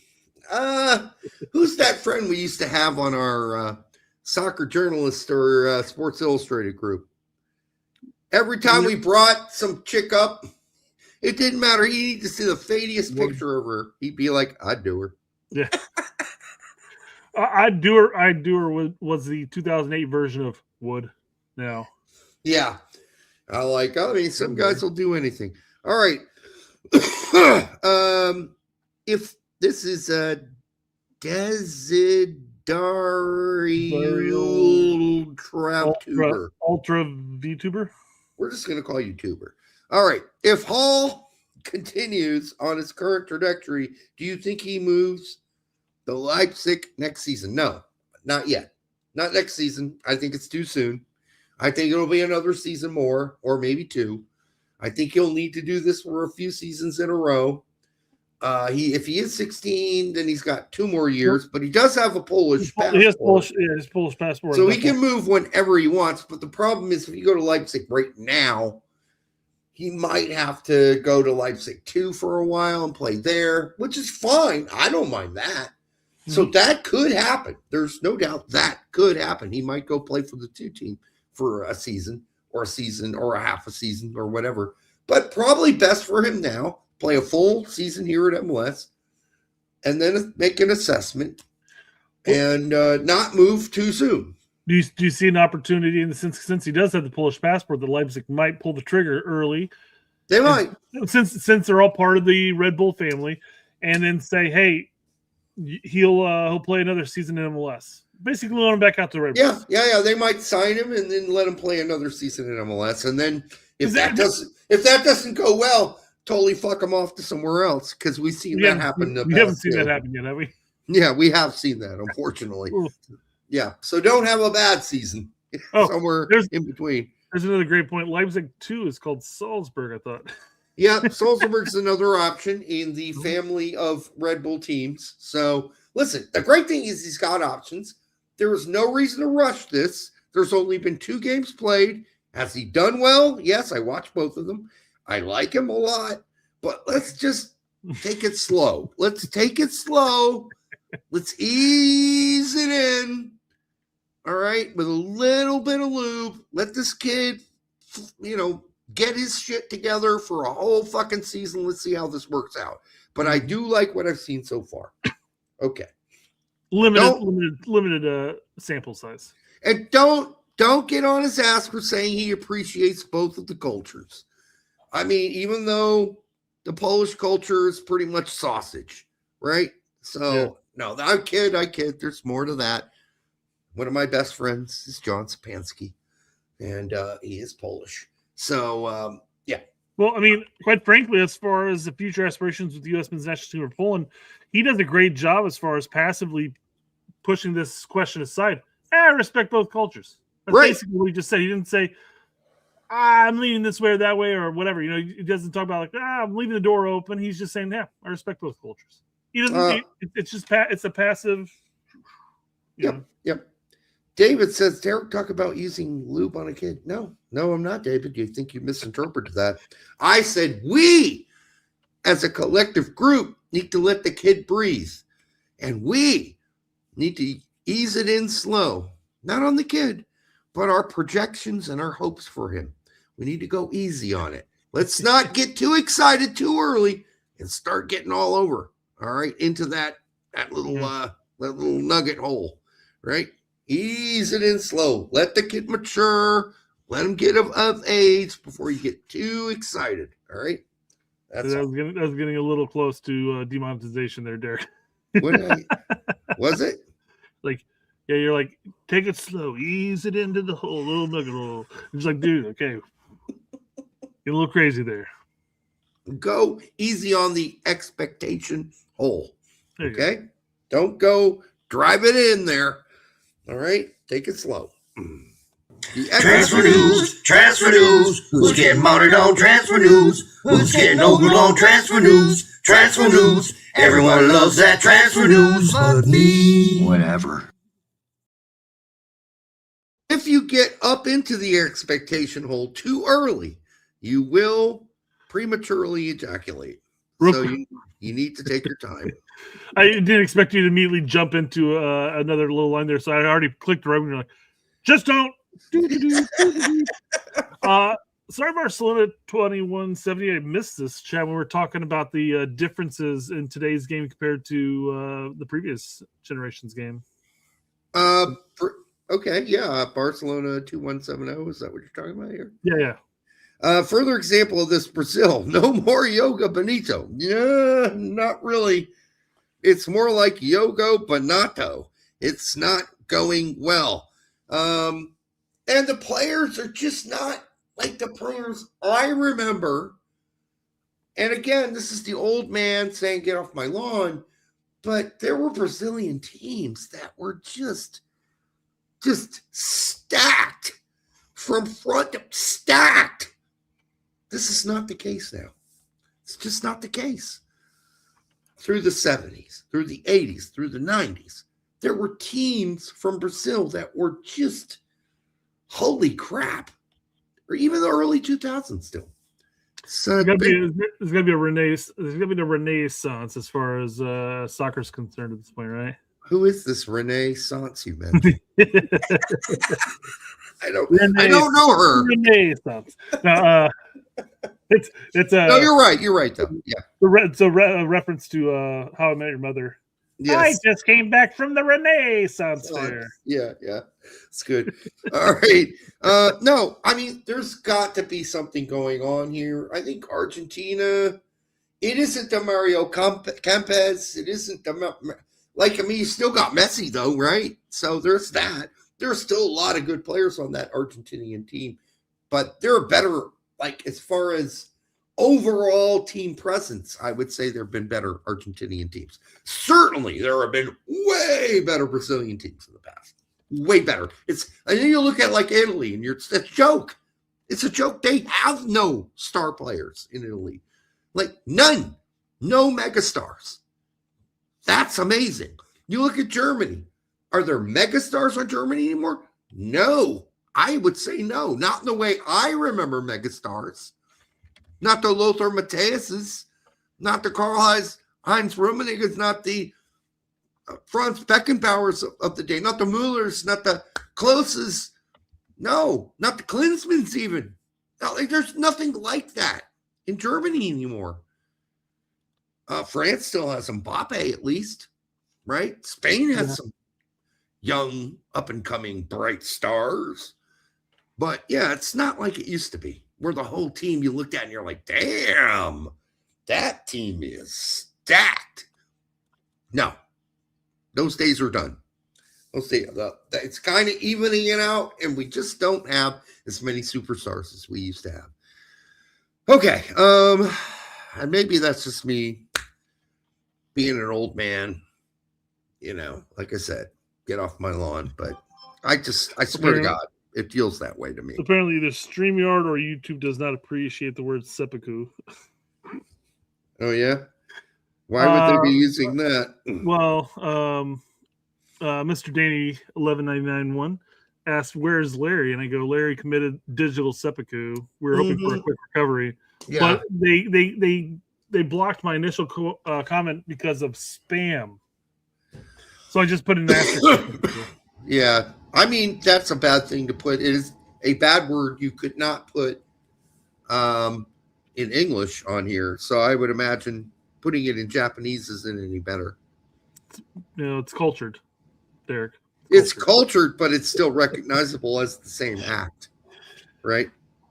Yeah, I mean it happens though. You should be able to talk about it. I mean, now, mind you, if you say go Minecraft, then sure, yeah, I can understand that. But if you just talk about an act, it's not like, I mean, you're not making light of the act itself. Well, I don't know that they're fucking. Fair enough. It's robots. It's AI. Yeah, they don't know. They just said no, illegal word. You're banned. Blacklisted words. Can't say this. Exactly. All right, Fulham and West Ham ready to meet. Milan's asking price for Yunus Musa. What? Yeah, okay, let's finish up the Musa turn, and then we'll come back to Julian here. Why would they be anyhow? 23-year-old midfielder spent loan at Atalanta's been outside of this weekend, a complete fucking disaster. Permanent move expected in summer window. Okay, fine. But if you're Fulham and you're West Ham, you better have a plan for Yunus Musa because that motherfucker is broken. He is broken. He is the same. He is worse than he was at Valencia. He's a worse player today, outside of this weekend, one game, than he was when he was a youngster playing at Valencia. He's a worse player. He is not better. He is more mentally broken in the final third. This weekend was a fluke. I hope it's not. If he scores more, great. If he gets more playing time, fantastic. And he's not going to make this World Cup team. And I'm just shocked that this is real. And I will be shocked, and I don't believe this is real. And I think it's full of shit. You can't play at Atalanta. You can't play at Atalanta. You can't. You're not a star. And then West Ham wants you, and Fulham wants you. Well, they must see something that Atalanta can't see. Because it's not like Atalanta are fucking fireworks are bursting out of their assholes because they're that great of a team. You're going to tell me he's going to play in the Premier League? Okay, please. West Ham might not be in the Premier League much longer. Who? West Ham. Yeah, and West Ham may not even be there, so maybe they're thinking EFL. All right. But yeah, something has gone very wrong with Musa's development. Very wrong. You watch Fulham habitually here. How would a player, if you played Musa in his role in the midfield, how would a player like Musa fit? He'd be fine. Fulham style. He'd be fine bringing the ball forward, past midfield, and after that, he's a useless piece of person. He's a useless player. Just tell him not to go into the final third. Just say, hey, sit back. Let the center backs go ahead of you. You can play defense. Yeah, but he's not Adams either. He's not a destroyer. So you're asking him to protect the back line, but he can't do that either. You have to pick he's not that good of a defender, right? He's good. He's not that good. He's not Adams good. You can't ask him to defend the back line all game long. I'll say there are few players in our pool that are destroyer types that are like Adams. There are people who are adequate. I mean, Weston and Tasman can certainly play that role. Roldan can play that role. Let me throw names in there who can play a defensive midfielder if you need it. But nobody is like for like when it comes to Adams and what he brings.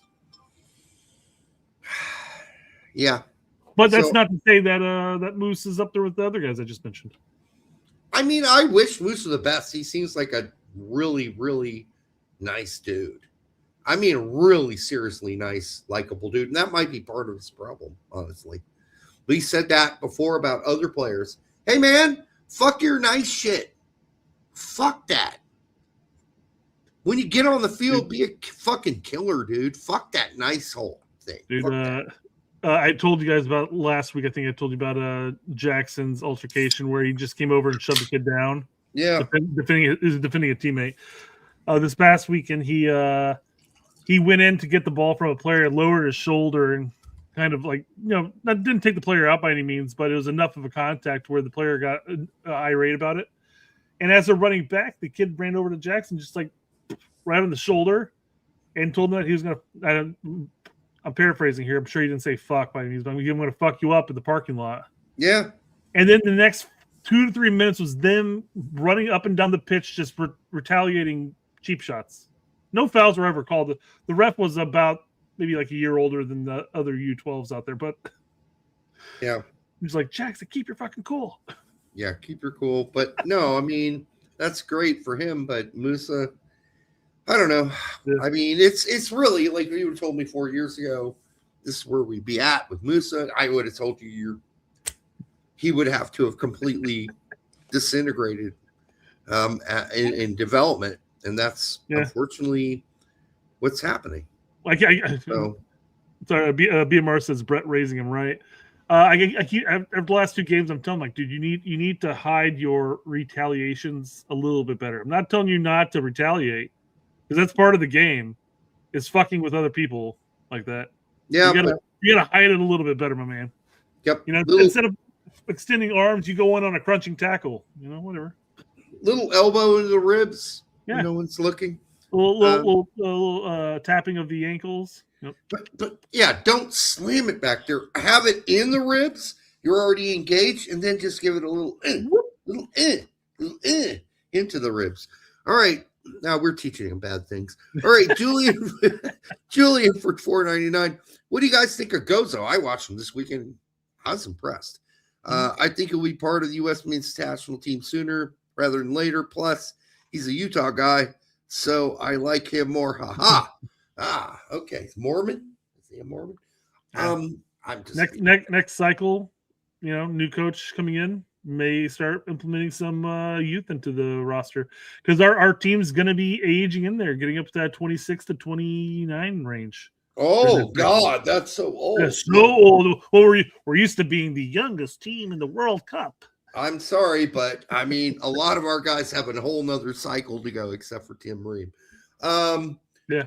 So, yeah, I mean, it's going to be a battle to get in there, because guys in their early 30s, late 20s are still going to be at their peak. Peaks last until about 33 now. 34 is when you start to tail off. But a lot of players play really well right up and through their early 30s now. So, yeah, I mean, listen, Gozo's a good player. Again, I do not want to fuck the expectation hole too early here. So I want us to just chill on that. But what I've seen in the 2 games I have watched, I've been impressed with Gozo. There are times that, I mean, here's the thing with some of these young players. Gozo has like no fear whatsoever. Like, he dribbled through like 4 players this weekend. I'm like, whoa. And then that pass that he made wasn't so great after that. But he did have other great moments where he set up other players and goals were scored, etc. Yeah, he's a good player. I have some hopes from him, but I am not getting overly excited. Brett and I have seen this before. We have seen youth talent. We've gone over the list of them over the years where we were like, whoa, that's a good player. And then they ended up nowhere. So there is this, you get to a point in your development where you either hit a ceiling all of a sudden and stop, or you breach it and go beyond. So we'll see what happens with some of these youth players. Do they hit a ceiling earlier than we thought? I think a good example of that was our homeboy who denied his opportunity at Arsenal. And who? Gill? Yeah, Lewis Gill. Yeah, we thought, go. And he said, no, I'm just going to stay. Okay, well, that hurt. That really hurt. He took the Landon Donovan advice before Donovan gave the advice. Yeah. Sebastian Soto, Conrad, there are all kinds of players we have talked about on this Jordan show Morris for years. He had a career at least with the national. He was established already, but he wasn't really a youth guy anymore. But I mean, he was a college kid who got a national team call up. He got an opportunity to go to a Bundesliga, turned it down. He ended up signing. Well, he did. He actually played some friendlies for Wolfsburg, I believe. Werder Bremen. Werder Bremen. Yeah. And then they were like, well, we want to sign you. He's like, Yeah, I want to pet my dog. And then Jermaine Jones destroyed him on the internet, right? You want to pet his little doggy. You want to pet his little doggy and hang out with his dad. Well, Jordan, you should have gone to Europe, said Jermaine. All right. Black American for $2.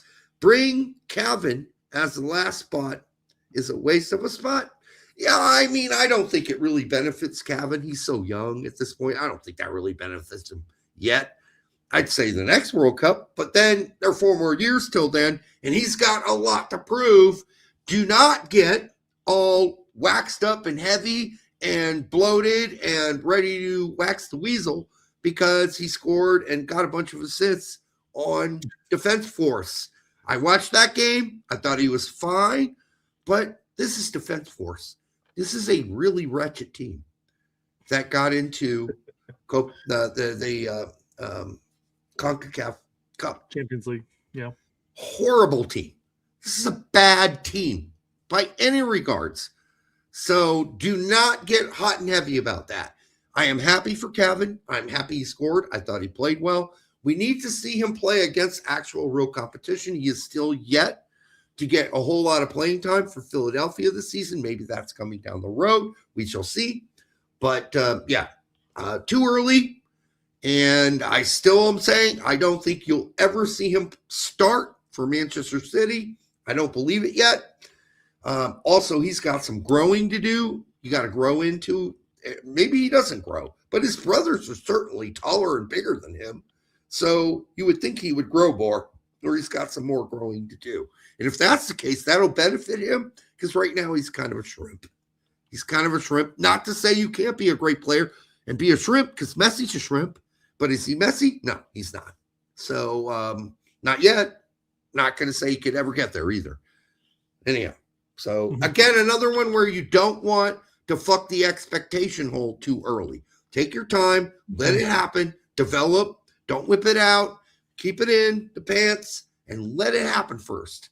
Let it develop. We're really early in a lot of these young player stages.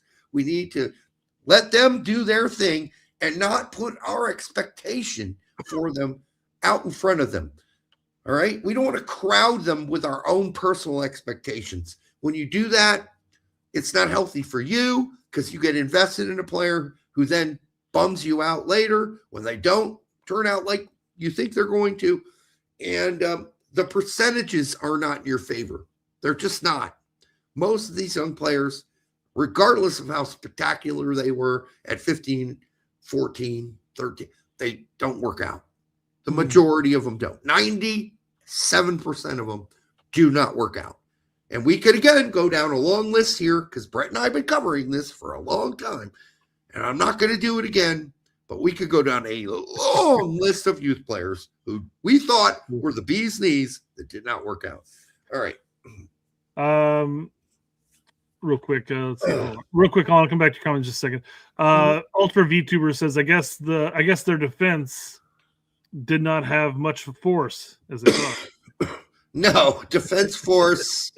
It's a Trinidad and Tobago team. They're like, they're fine for a Caribbean club. But the fact that some of these clubs in the expanded Club World Cup have been included has been embarrassing for the Club World Cup.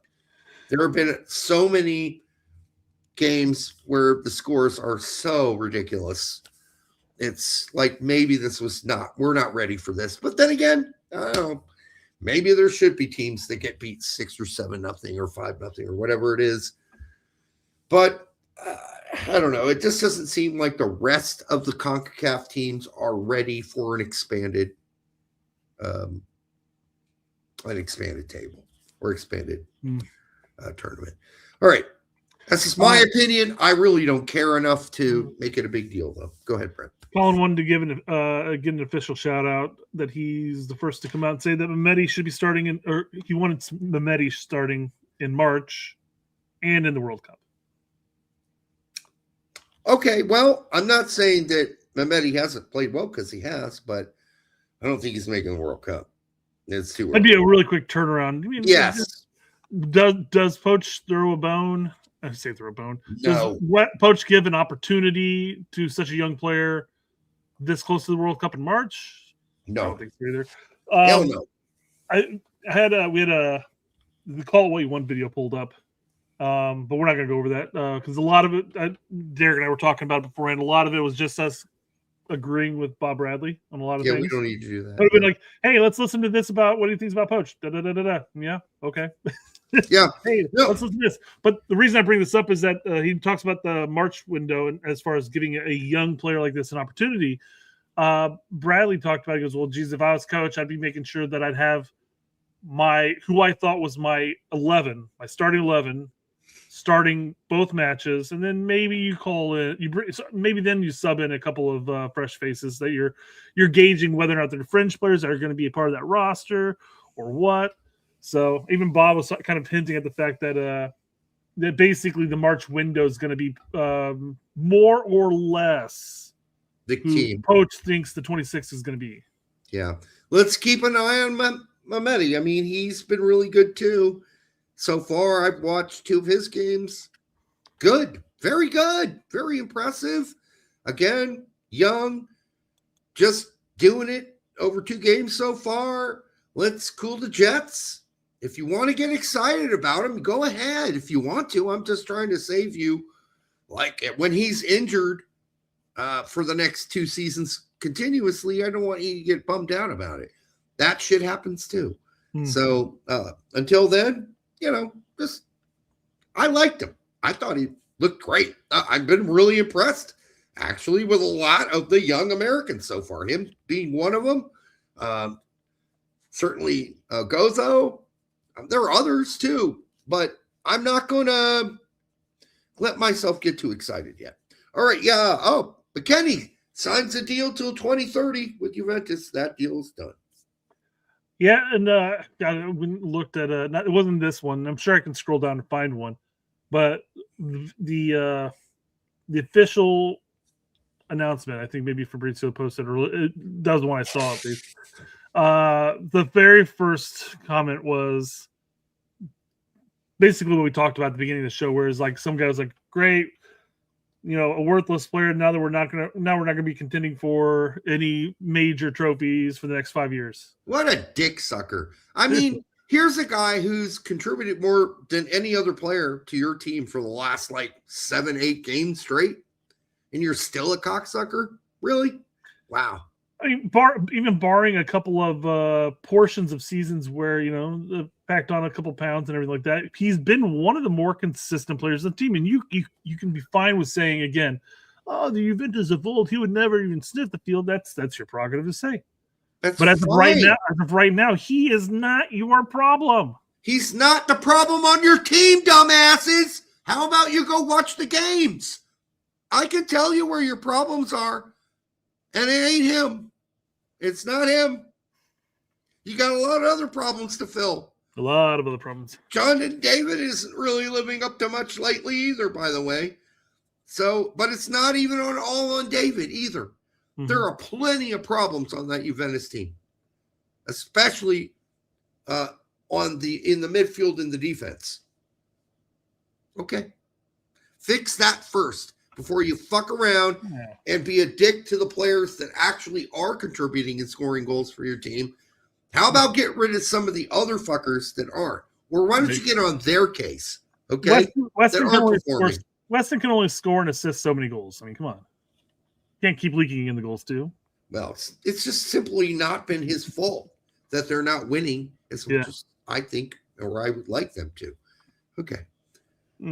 So anyhow, signed on. That's in. Wes McKinney. Good. Do you want to cover Yanks Abroad real quick? Yes.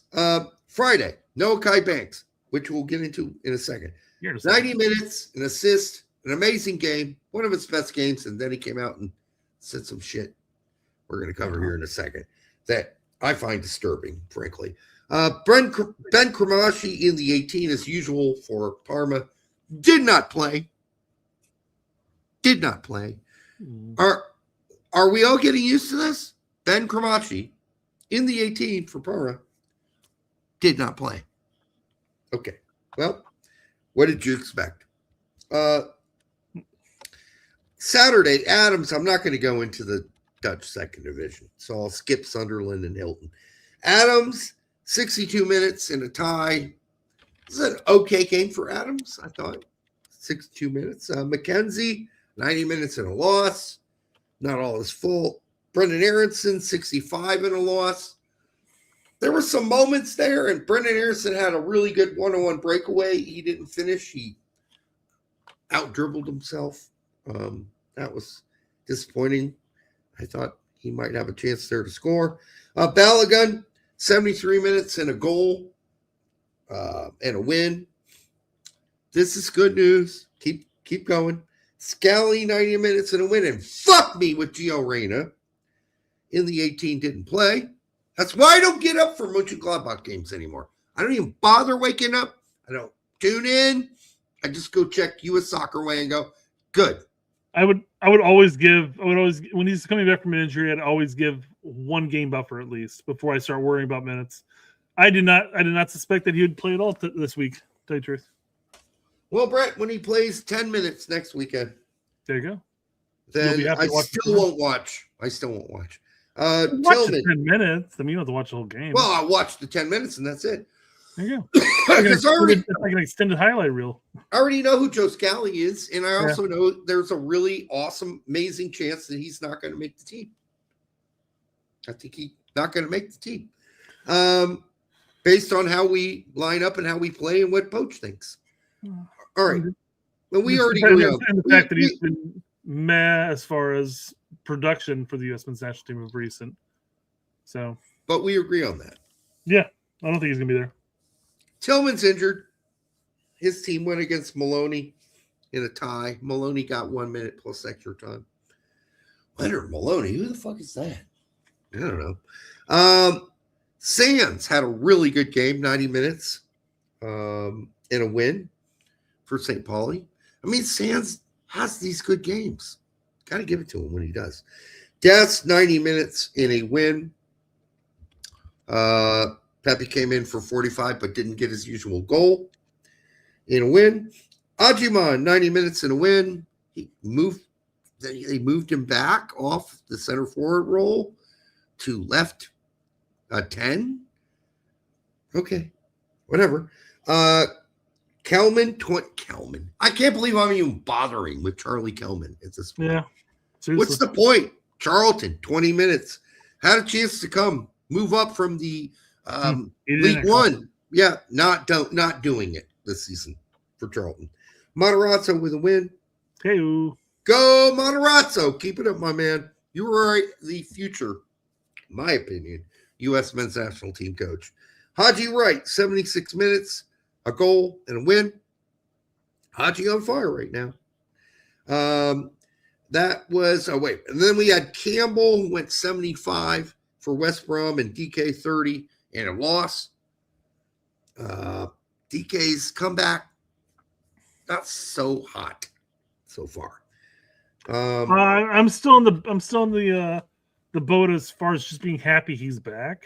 I mean, you can be happy he's his production level, okay. He's been out for like 5 years straight, man. That's like, okay. That's like you have this guy who he's been one of the best guys in your films so far. He comes on, he's rock hard every time. He gets the job done. Now he's coming on and he's kind of half flaccid and half hard. Smacking them in their faces with it, yeah. But he's not really doing the job on the set that he used to do and bringing the usual jocularity that you would expect. But it's adequate. He gets the job done in the end, right? Is it adequate? It's kind of annoying because you've hired him on because you know what he could do in the past. He's had some dick injuries. He's not what he used to be. It's just not the same. There's no real scoring going on. So yeah, it's an issue after a while. Okay. Big Town says Dirk Diggler in his coke phase. Yeah, that's what DK is right now. John's saying sounds like he needed a better fluffer. It's true. Well, they're doing plenty of fluffing with him in practice. It's not translating to the field. Castaneda, 77 minutes in a win for Paderborn. Klinsmann, 90 minutes for Cesena in a tie, which is good because he's had some rough games recently, Klinsmann. Busio doing what Busio does, going 90 for Venezia in a tie. They sit at the top of the table. Novakovic got a goal in 65 minutes. Yeah, he did. Goal in like a year and a half. For Reggiana. Holy crap. No, he scored already once this season. Anyhow, Kellen Acosta. The next time, jeez. Kellen fucking Acosta playing in Poland got 90 minutes in a win. And a red card, by the way, to boot. I've got to ask, because Kellen was not a consistent player for Greg's Fire last season. Yeah. And but now he's notching 90 minutes in Poland. He's a starter. Yep. So MLS is better in Poland, people. It's a better league than Poland. Okay. By no means bashing Kellen at that point. I'm trying to make a point as far as questionable whether or not it's worth moving to Poland. No, this is the end of his career. He's just making some extra bucks on the way out. And quite frankly, I mean, that'd be nice to go there for a season or two and enjoy the culture and everything like that. Well, unless you're living in Pogoń, which, it might be a beautiful city. I don't know. I've never been there. Sunday, we had Jedi in the 18. I'm starting to get concerned here. Starting to get concerned about Jedi. Maybe told the Fulham coach, is like, hey, I've got a World Cup coming up here. I'd prefer to rest a smattering of games periodically. I don't know about that. Yeah. Don't know about that. Richards, 90 minutes in a loss. Tessman versus Weah. 90 minutes for Tessman in a tie versus Weah's 84. I think Tessman was better generally. I think Weah still looks a little lacks a little confidence. Like, okay, but don't tell us about that in the media. Okay. Exactly right. All right. So and then we get to Paredes. Played, then got injured, then played, then got injured, then he played again. And now he's back to injured.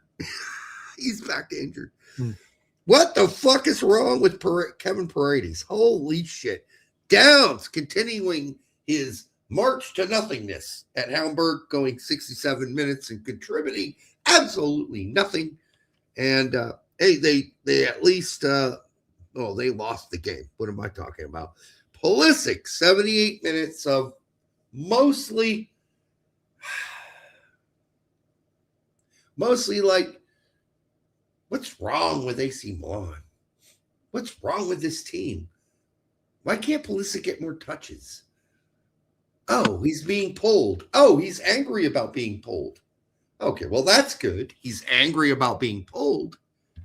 But, yeah, it was an okay game. Wasn't horrible. Wasn't bad. He lost the ball sometimes trying some shit. I'd rather him try some shit. But, yeah, not altogether that great. Musa, 23 minutes and a goal. We already talked about. In the loss for Atalanta. McKennie, 90 minutes and a tie. Again, McKennie played really well. He had one chance for a goal on a glancer from deep in the box. It came at him like a rocket. He almost guided that thing in. It was close. Taylor Booth. What do you guys think? Taylor Booth. Injured. Sure. I just assumed he was. Fucking ever. Maurice Malone, 67 minutes back with Sturm Graz in Austria in a tie. Bello, 90 minutes alongside Adinaran, who went 30 in a tie for Lask. Brian Reynolds, a useless 90 minutes in a tie for Westerlo. Gavin Beavers, now a bench player for Brøndby. Matthew Hoppe is back and hotter than ever, people. Scored a goal, went 85 in a win for Sondrowski. This is the redemption arc. Jonathan Amon, 18 minutes and on the bench all of those 90 minutes again for Vegel or Vegele or Vegili, or whatever you want to do, however you want to mention the team's name. Anyhow, he's not really a big player for the team. So I'm going to stop reporting on. I'm going to mark him out. Jonathan Amon, Crossing you out. I'm not doing anything on you anymore. Yeah. Johan Gomez, 90 minutes in a loss for Braunschweig. Ernie Chase, Henri Chase makes a comeback. Henri Chase plays 55 minutes for Salzburg in a tie. Okay, we're watching, Henri. Stay healthy, motherfucker. EPB's injured. Oh, what? What? EPB's injured? You don't say. Yes, I do. He's injured again. Nicholas Gioacchini, I think a lot of us forgot about him. Gioacchini played 30 minutes for Astras in Greece as well in a loss. He's not even a starter for Astras in Greece. Yeah, not even a starter.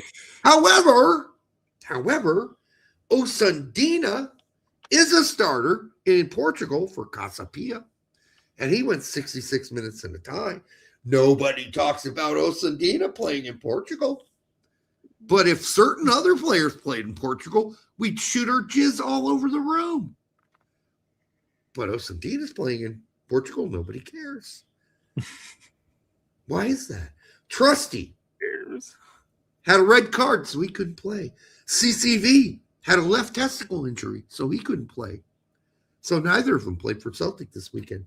Conrad went 5 whole fucking minutes for Queta in a win this weekend. Nailed it.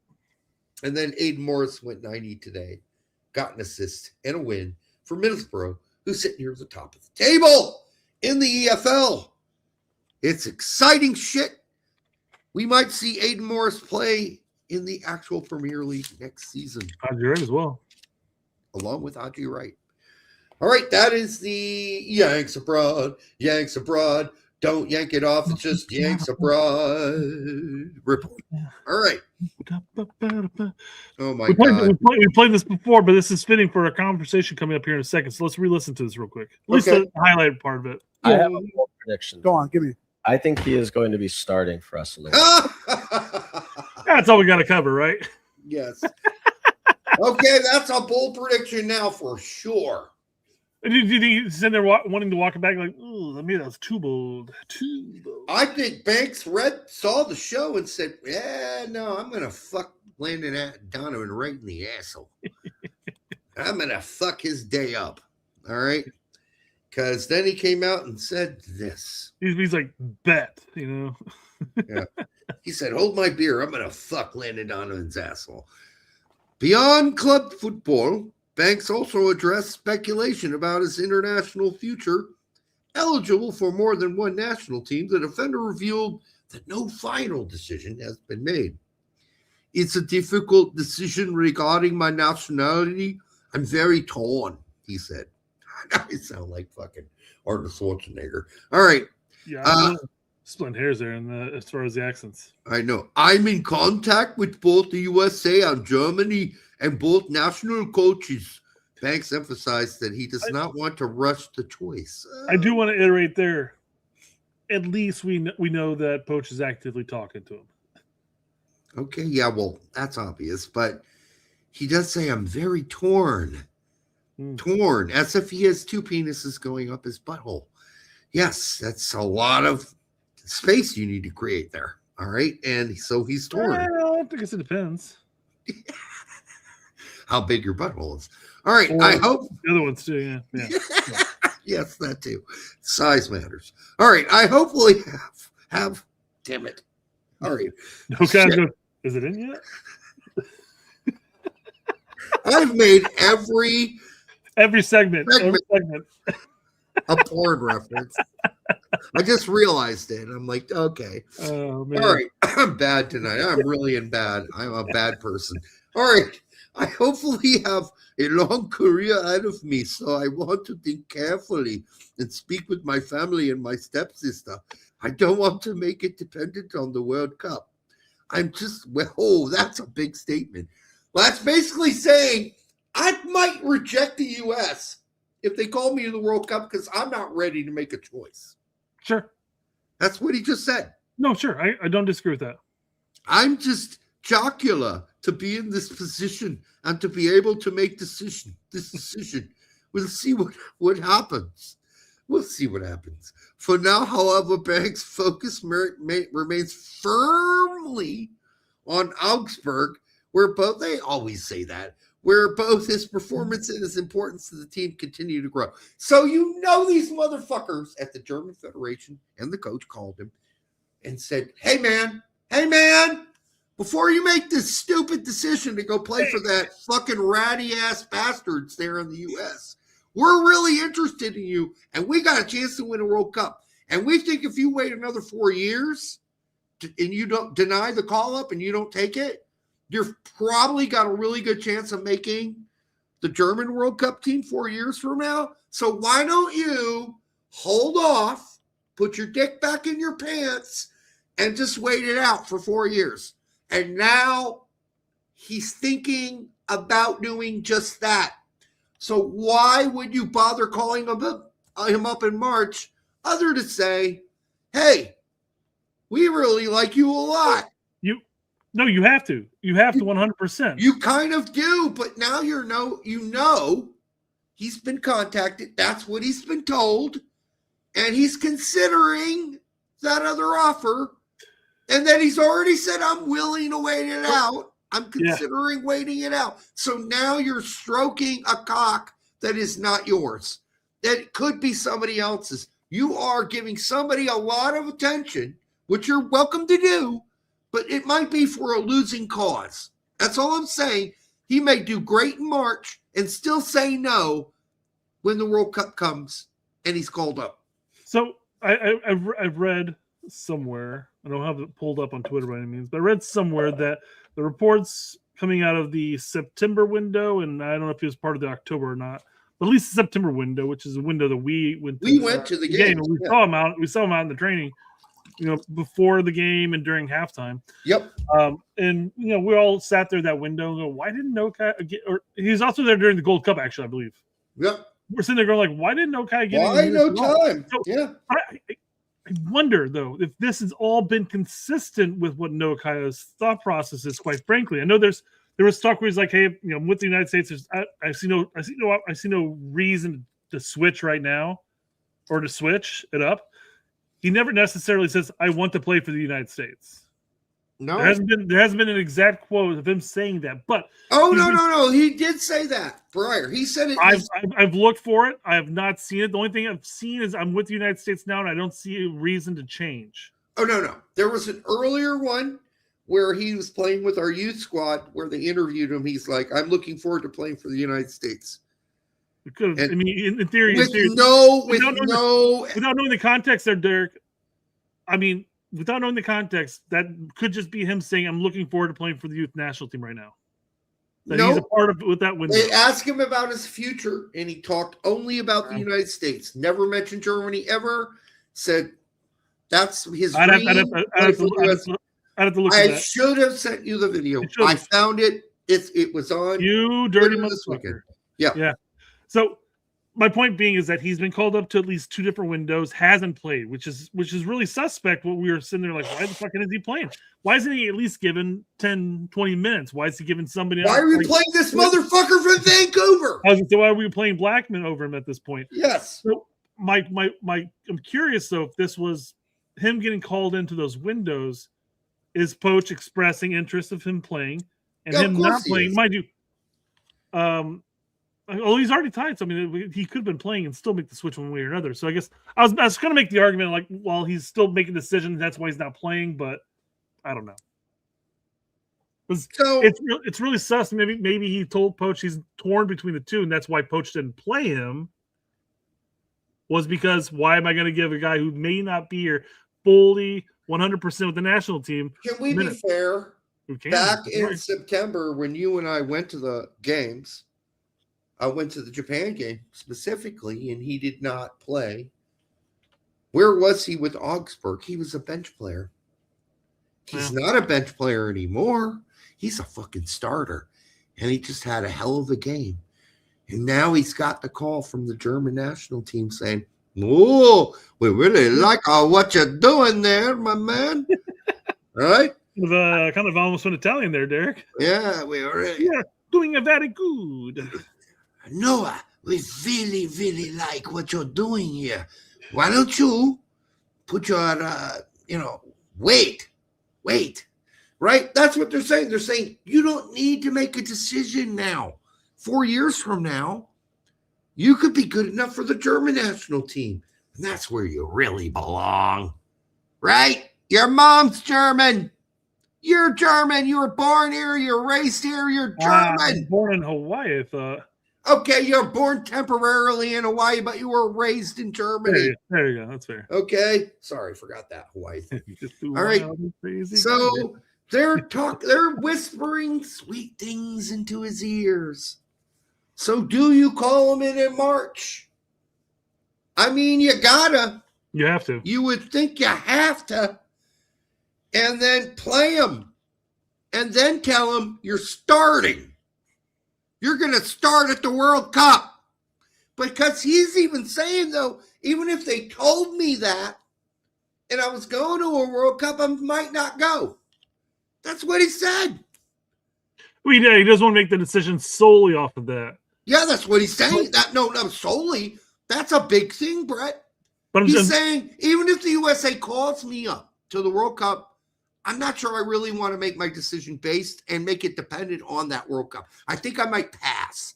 That is what he's saying. I might pass. Breaking that down a little bit, though. So he's been called into 2 camps so far, hasn't seen a minute yet. He's probably going to get called into March. And if he does get guaranteed a call in for the World Cup, let's say Poach is like, hey, I'm going to bring you the World Cup. Him saying, I'm not going to make the decision solely off of the World Cup could indicate, and I may be putting too much in there, I'm just playing devil's advocate in this sense, but it could indicate that maybe he wants kind of guarantees that he's getting playing time. He wants to be a contender for a starter. I should be starting next to them. Start me in March. He is picking the wrong fucker to fuck with. Poach has already set precedents with Nathaniel Brown. Just let me finish this. That's very good. Poach has set precedents on this. And this was specifically about Nathaniel Brown, although we didn't say who the player was at the time. We now can mark it and say that's what he was saying at the time about that player. All right. Nathaniel Brown said, I'm torn. I'm not sure I'm ready to make a decision. Poach came out with a quote sometime after. We didn't know who the quote was about. Now we know who it was about. He said, fuck you. If you don't want to play for us and you're not sure you're ready to put your heart and soul 100% into this team, fuck off. We don't want you. He didn't say it that way. I'm just paraphrasing in a nastier way what he said in that press conference. And we now know that was towards, it would have been nice if they would have told us that at the time, but they didn't. That was towards Nathaniel Brown, who they had reached out to and had expressed interest in. And Nathaniel Brown said, I'm not ready to make that decision. Right now, I'm really just care about my club team. And I've been playing for the German youth teams. I'm not sure I'm ready to make. Well, here is the same thing. This is what Nathaniel Brown is saying. I'm torn. I'm not ready to make a decision yet. I guarantee you, fucking Poach reads that and says, fuck off. I'm not calling you up in March because I need players that are 100% fully committed to this fucking team. In my opinion, Banks just fucked himself with Poach. I'm just telling you, that's how I read Poach. And I see him being consistent here. He's not going to get called up in March now. So, again, basing off of my little devil's advocate, I just made up off the top of my head literally 2 minutes ago, as far as using it as a ploy to try to garner playing time with the U.S. men's national team instead. So he doesn't get called up in March. He doesn't go to the World Cup. He still has the opportunity for the next coach with the U.S. men's national team. He still has the opportunity with Germany at that point. So his thought process is, I'm not going to be there. I want to go and I want to play. But he has been played for 2 windows since he's been called. At least 2 windows. I think, as I said, it was Gold Cup and I think the September. I don't know if it extended past that point. Doesn't matter. But the point is, I mean, if this is true, then if he wants playing time, he wants a guarantee. He's not going to just willy-nilly decide to. And what do you think Poach thinks about this kind of game that he's playing here? Coach may or may not care. I mean, care for him at that point, yes. Yes, yeah. That's Coach fine. is saying fuck off. That's fine. Well, he's specifying that he's not going to make a decision based off the World Cup. He's drawing that line, and if Poach is like, well, you're not going to the World Cup, that's the line that Banks made. That's fine. And that's kind of the point with Germany calling is that, hey, you don't have to make the decision now. You have at least 3 more World Cups ahead of you. I'm just telling you, a lot of people are saying this is a ploy by Banks. No, it's not. It's not a ploy by Banks. Banks knows him saying this means he's not getting called up in March because Poach doesn't like this kind of talk.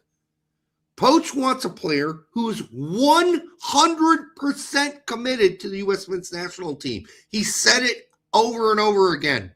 This kind of I'm torn thing, you're done. You are finito. You are done in Poach's mind. I'm just telling you, I'm preparing the people. I'm preparing the people for the reality. A lot of people, and I haven't seen a whole lot of this, maybe you have more than I have, didn't think this was the death knell. This is the fucking death knell. No, people are going out in the death knell towards Poach on this. If Poach loses Banks, then they're going to chalk Poach as like the worst coach in U.S. men's national team history. What would you have Poach do? Fly to Germany and give him a fucking reach around? Well, they are kind of actually. No, he's not personally, but Jesus Perez is going to the Augsburg game. So one of his assistants is going to the Augsburg game this over the course of the next couple weeks or whatever it is. I would have rather Banks said nothing. I think Banks would have made a much smarter move here by not saying this. I respect both nationality cultures. Just like Hall said, right? No, he could have said that. He could have said that. No, he could have said that. Yeah, he could have said that, but don't say you're torn. You got to say, while I respect both cultures, I've played in all the U.S. youth teams. And my future, I believe, is with the U.S. men's national team, and it is right now, and that's what I'm committed to. I can't say that will be for all time, but right now, that is my commitment and where my heart is. And I want to play in this World Cup. That's what you needed to say, and it's not what you said. It's not what you said. You fucked yourself. Poach is not calling you up to March if you're torn between two lovers, feeling like a fool. No, that's not how this works. Poach has made it very clear, based on the Daniel Brown situation and other players, what he expects. Full commitment, 100%. Not a 50-50 lover. You don't want a 50-50 lover. You don't want 50% of you this today and then 50% of you fucking someone else tomorrow.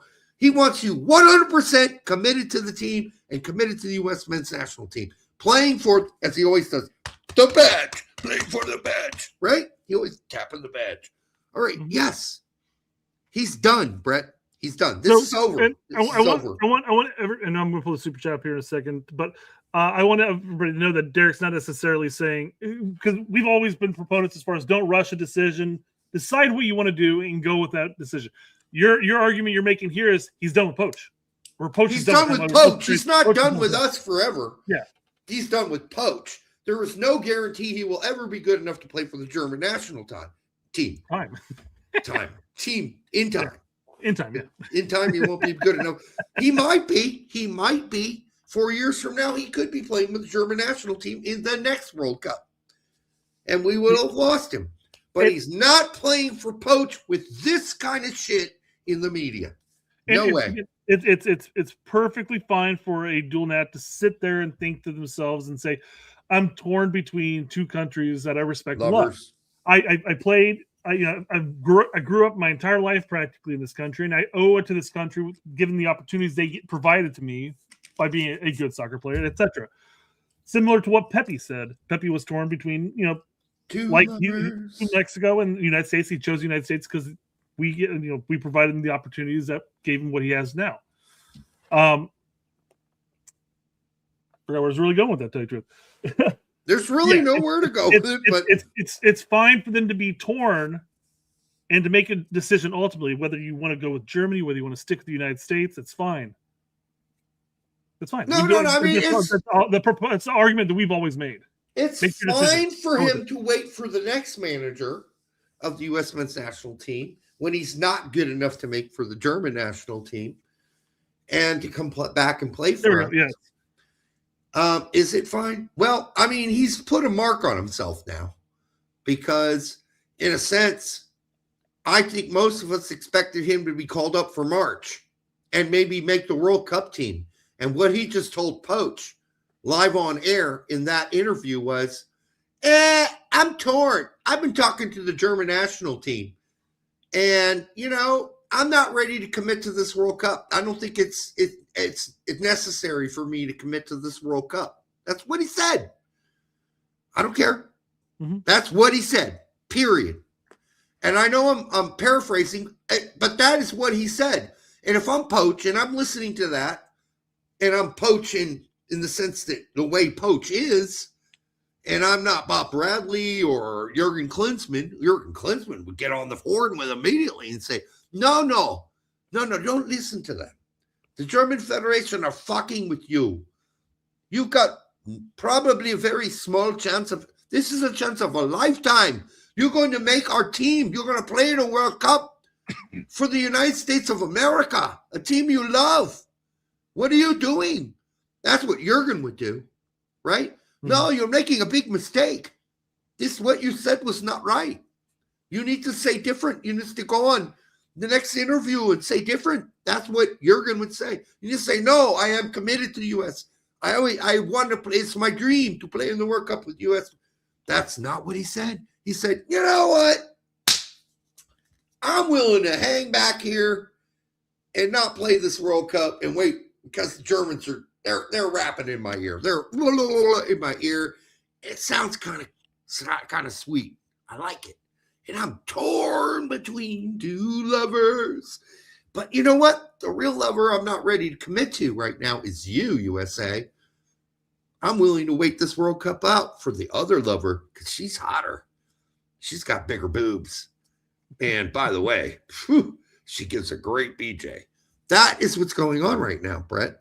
And so it is holding out for that what would be universally a 10, just to find out that there are about 6 other guys that are 19-year-olds that are contending for that as well. Yes, exactly. So you might get the goods once in a while, but you have people your own age, you have people younger, you have people older, all vying for those same 2 spots in the German squad. Brett, you make a great point there.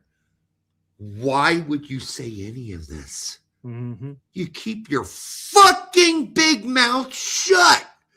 You don't say a goddamn thing to the public. And you go ahead and get your March call-up. You go play. And then once you get called up for the World Cup, you're like, he started me in both matches in March. Or he started me in the last game in March. Maybe I will get to play in this World Cup. Right? Yeah. But, yeah, dude, he fucked that. I mean, I cannot imagine a player who could fuck up something more seriously than this at the very edges of March coming. He fucked it up. He's not going to be called into March now because of this. If I'm predicting Poach's, his sentiment, his sentiment, if I understand his sentiment and his idea about what full commitment is, which just means no torn.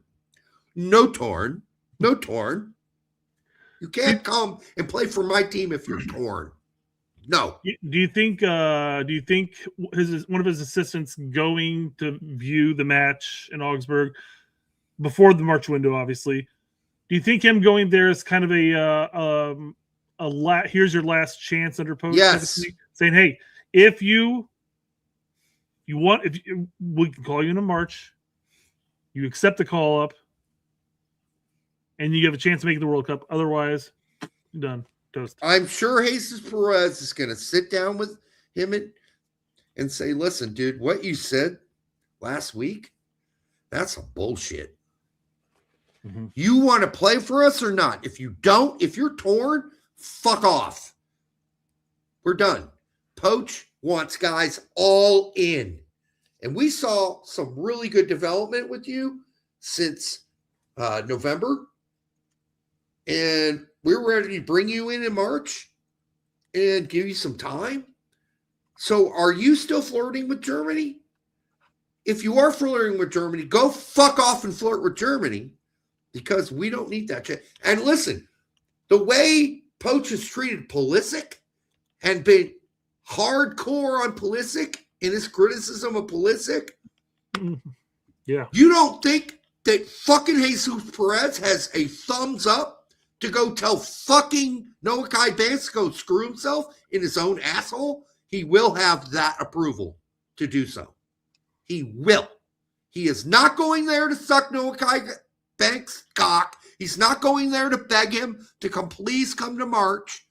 He's going there to say, is that how you really feel? Because if you feel torn, we don't want you. That is what he's going there to do. Guarantee it. And stupidity. Noahkai Banks should have kept his mouth shut.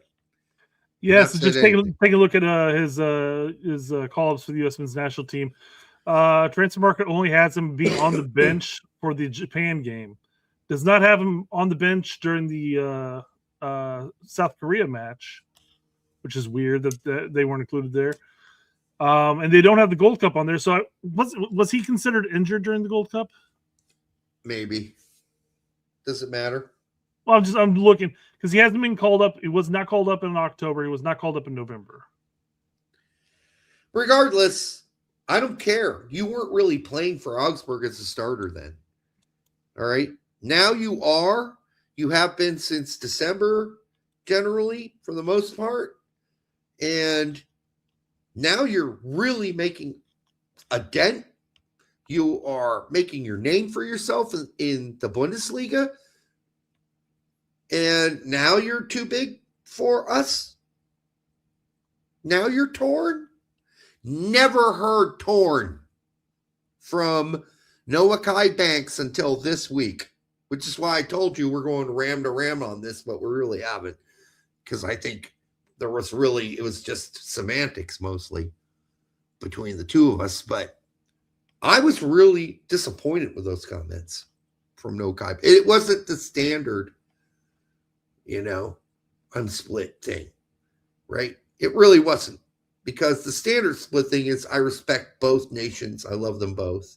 We'll see what happens. This is, I am torn, and I'm really even thinking I'm not going to play in the World Cup because I can wait. That step is a step too far.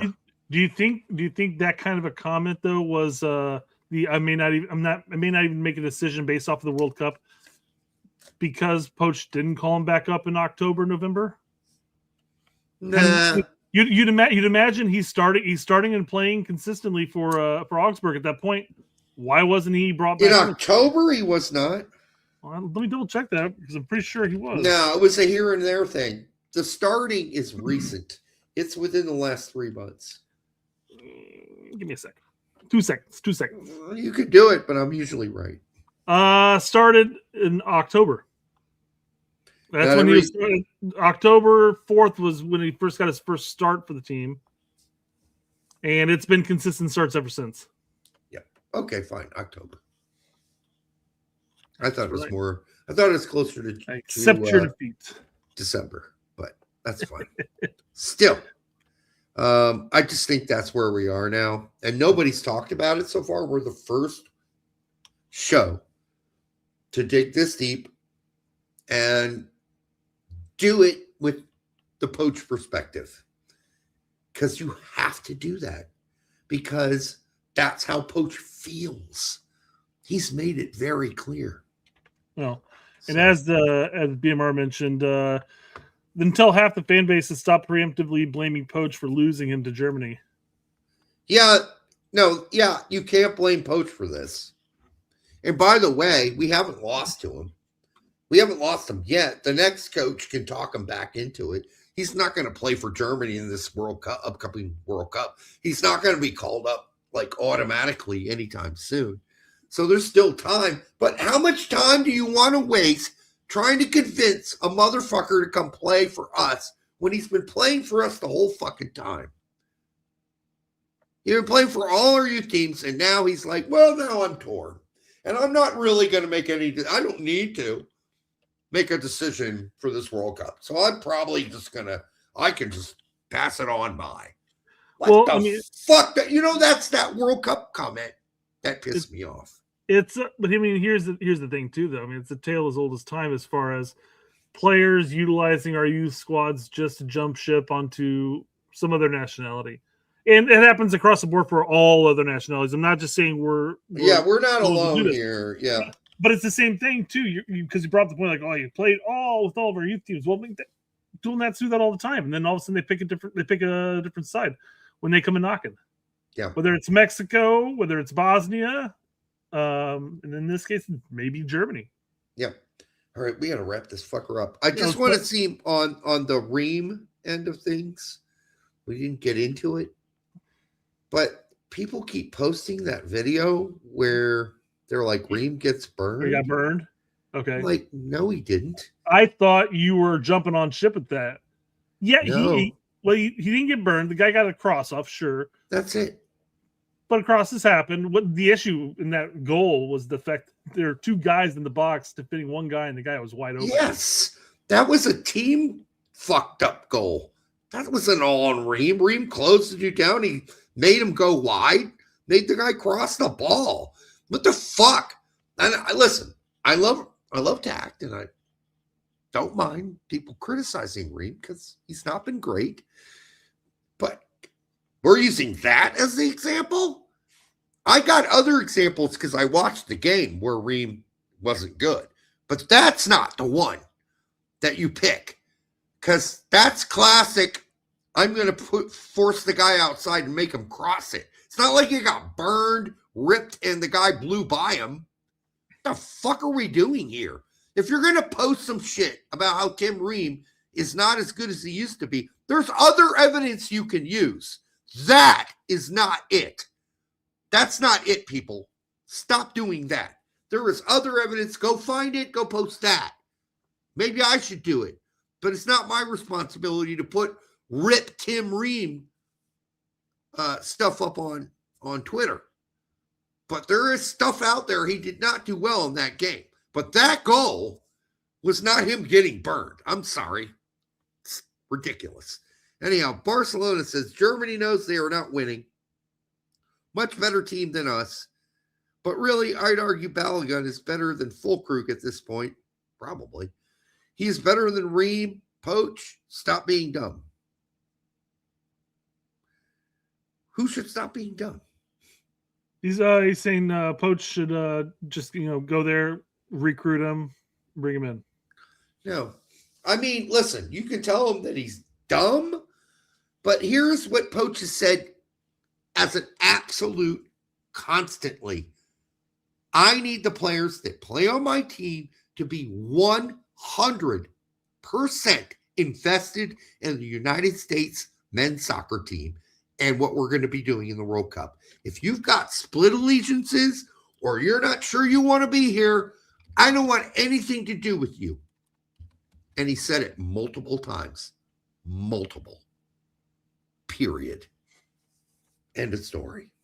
Mm-hmm. So if that's the standard, basically what Poach is saying, I'm not begging you to play on my team. Go fuck off. If you want me to come beg you to play for the USMNT national team? Here my fucking solution to your fucking request. Both of my middle fingers up your asshole. I don't care. So if you as a player know that, and Noahkai Banks would be completely aware of this sentiment, then why say what you said? Unless you're sending a message to Poach, yeah, don't call me up in March. I don't really want to go. I don't really want to go. I'm going to wait this one out. You guys do your thing this World Cup. I got time to think about it. I'm torn. jumping back to the assistant coaches and stuff like that. Jesus Perez gets to go to Gladbach, gets to go to Leverkusen and Augsburg. Miguel gets to go to Holstein Kiel, Hamburg, and St. Pauli. Somebody's got the short end of that stick. Augustino got fucked in this one. He's got to go watch fucking. While you're at Augustino, go watch Wolfsburg for Paredes while you're there. You know, watch Tolkien. Tolkien continue to have a mediocre. I mean, he's had some good games, but then he's just disappeared in some others. Mm-hmm. You know, watch fucking Downs do nothing in Hamburg, and poor old hardworking. Got to give him credit. Sands playing St. Pauli. That might be the good one for him. Yeah, because Sands. Say what you will, St. Pauli's a bad team. He's been their backbone all season long, and he's busting his ass and busting his balls. Jesus Pereira's going to go watch Scally. He's not going to watch anyone at Leverkusen because Stillman's injured. And then he's going to watch a guy who doesn't really, not really sure. How long is Tillman injured for? Another game. And then, he might be, by the time he goes to the Leverkusen game, he might be back. Maybe so. And then he's going to watch a guy who doesn't want to play for us, really. Not sure. Great. Awesome. Jesus Perez says, get ready for the fan base to go ape shit when Banks isn't called in March. And you know what? We can timestamp it and post it all over Twitter. No, we should chop. Let's chop this whole thing. Expect it, guys. No, chop this whole part out, Brett, and repost it as its own show. Yeah. And the show title is "Don't Be Pissed When Banks isn't called in March," because honestly, Banks did this to himself. He did this to himself. Period. You can say, well, he didn't get to play in October. Well, he was just getting started. He didn't get to play in September. Well, he just started playing on the regular in October for Augsburg. Before then, he was a bit player. And suddenly, he's uncommitted. He's torn. And he's not sure he wants to play in the World Cup. He can wait. He doesn't need to make a decision now. Horrible things to say when, in many ways, since October, as Brett pointed out in his research, has been pretty much a committed regular starter for Augsburg and been playing superbly. And the telling thing there too is he was not included in the October window when he was starting. He was not included on the November window when he was starting. So I mean, to what extent did these feelings as far as, well, I'm waiting and seeing occur? Okay, even if you're Banks and you're like, I'm kind of irritated by the November no call up, right? Why do you say that on the edge of March? Why do you say, I'm kind of torn now and I'm willing to wait out a World Cup? Why say that? Why fucking say that, Brett? That's the dumbest thing. Why don't you wait for the call first, then come out and say that? Well, it's fine. I didn't get called up in March because, I was really, really torn and I'm ready to wait it out for Germany, maybe in the next World Cup. Just then you can say that shit. If you really want to get vitriolic about it or venomous about it, go ahead. Then let it out. But now's not the time to do that right before the March window. Yeah. All right. I think we're done here, folks. That was a fun thing. We're going to cut that out for all the people who didn't watch but need to. Because you had 177 people on here already watching. Yeah, at one point it was better than that.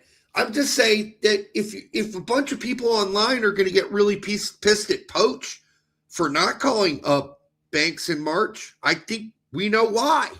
Because we already know what Poach's standard was.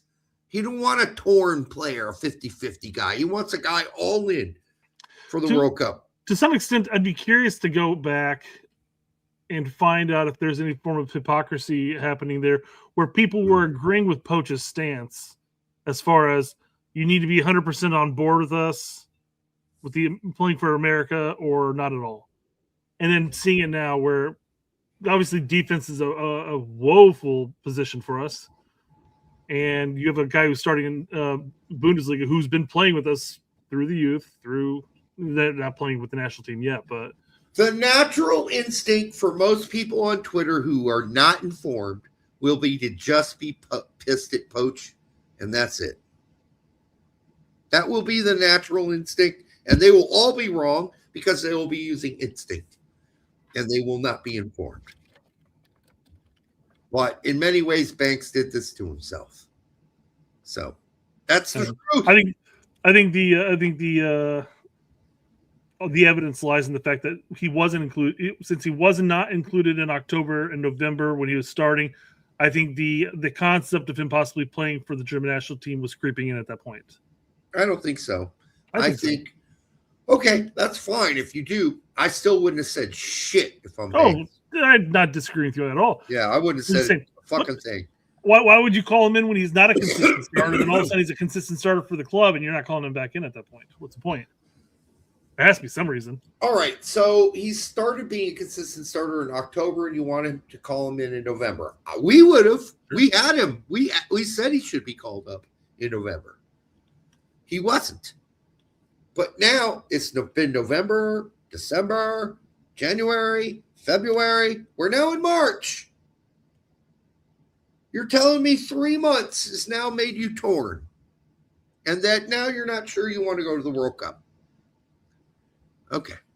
That seems like a rash 19-year-old decision. Sure. We've talked about those type of rash decisions all the time. Yeah. It's another one. It's very rash. I mean, it's one thing to think it. It's another thing to say it to the media. You can think it and keep it to yourself and see how things work out. That's what I would have done. I would have said, I'm not sure how this is going to work out, so I'm just going to lay low and see if I get called up in March. If I don't, now I'm going off the rails and talking about how Germany are talking to me. But I'm not saying shit until then, unless he's just being brutally honest. Yeah. In which case, credit to him. It's a very German trait. So who knows? Yeah. In which case, credit to him. John says, "Why do you assume he wasn't? He might have told him that he was unsure in October." That's kind of my point, though. That the inkling, as far as I'm unsure of what I want to do. Do I want to continue repping the United States? Do I want to vie for a German spot? He was not contacted by the German Federation until like last week. Well, I mean, I don't know when it would happen, but beside the point, within the last 2 weeks. Beside the point, you start getting a couple starts in Bundesliga, and then I'm guaranteeing the thought starts creeping in there. He did not get, as far as I understand, he did not get a call from the German national team, the big boy team. It was 2 weeks ago, within the last 2 weeks. So I don't know. I haven't seen anything about that. This is the first time I've ever heard I assume the German national team were in communication at some point, especially once he started starting. But this is the first time I've heard him actually come out and say, well, I've talked to the German national team. It's been pretty recent. I couldn't give you an exact timeline, but the German national team coach has not been in contact with him until recently. This has been pretty recent because recently is when he's been kicking ass. So this is when they would have told him, hey, man, don't overcommit. Don't go sit the bench for a World Cup for this guy, this Poach dude. Wait another 4 years. You'll probably be good enough to play for the German national team. So just wait it out. Then that comment also does take me back to the point I was making earlier, too, and the fact that maybe he's using it as a ploy to try to basically tell Poach, hey, I want more playing time. I want to be considered as a contender for a starting position come the World Cup. Well, this not is just riding pine. This is the wrong way to do it. That's fine. I agree. I'm just saying it's out there. It's out there. Whether it's the right or wrong way, it's out there. So it is the wrong way with Poach. Yeah, it's the wrong way. This is not how you do it. It was the wrong way with Bruce Arena back in 2006. Yes, with Rossi. Well, I don't think Rossi ever planned that Bruce would actually accept the terms. Mr. Magodi saying Derek said the same thing about Brown. What did I say about Brown? That was the same. You got the notification too. Yeah, what is that? Public safety officials have lifted a majority of the evacuation area. What? I have no idea. What is this? And it went away after it. Okay. It's like tornado warning. Fuck is this? Well, I lost whatever it was. Yep, I don't know. They removed the restrictions of the evacuation. So. Okay. Are we getting a storm? Oh, I guess. Derek said the same thing about Brown. I don't know what we're comparing Brown and they're very different situations, but yeah, Brown wouldn't commit either. So Poach told him to go fuck off. There you go. Poach said, "Oh, you're torn? Torn between two lovers. Well, then go fuck the other one because we're done with you. Win this World Cup, we need people who are 100% committed to us." So, all right, that's all we got tonight, folks. We're going to bed. All right, until the next time, this is the Straight Red Card. It's been a joy. Have a great night.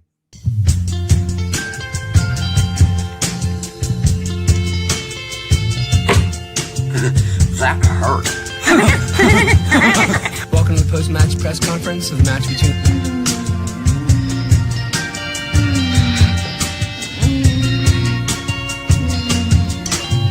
Sometimes people have sex in different ways. 69. And one way is a type of sex called oral sex. It's really good. You know, I don't particularly enjoy it. set the right tone, set the standards. No, it's not one of my favorites. And knowledge and also experience from different people. And Only if you're doing it right. I am very good. Every man thinks he knows which positions women love, but most are completely wrong.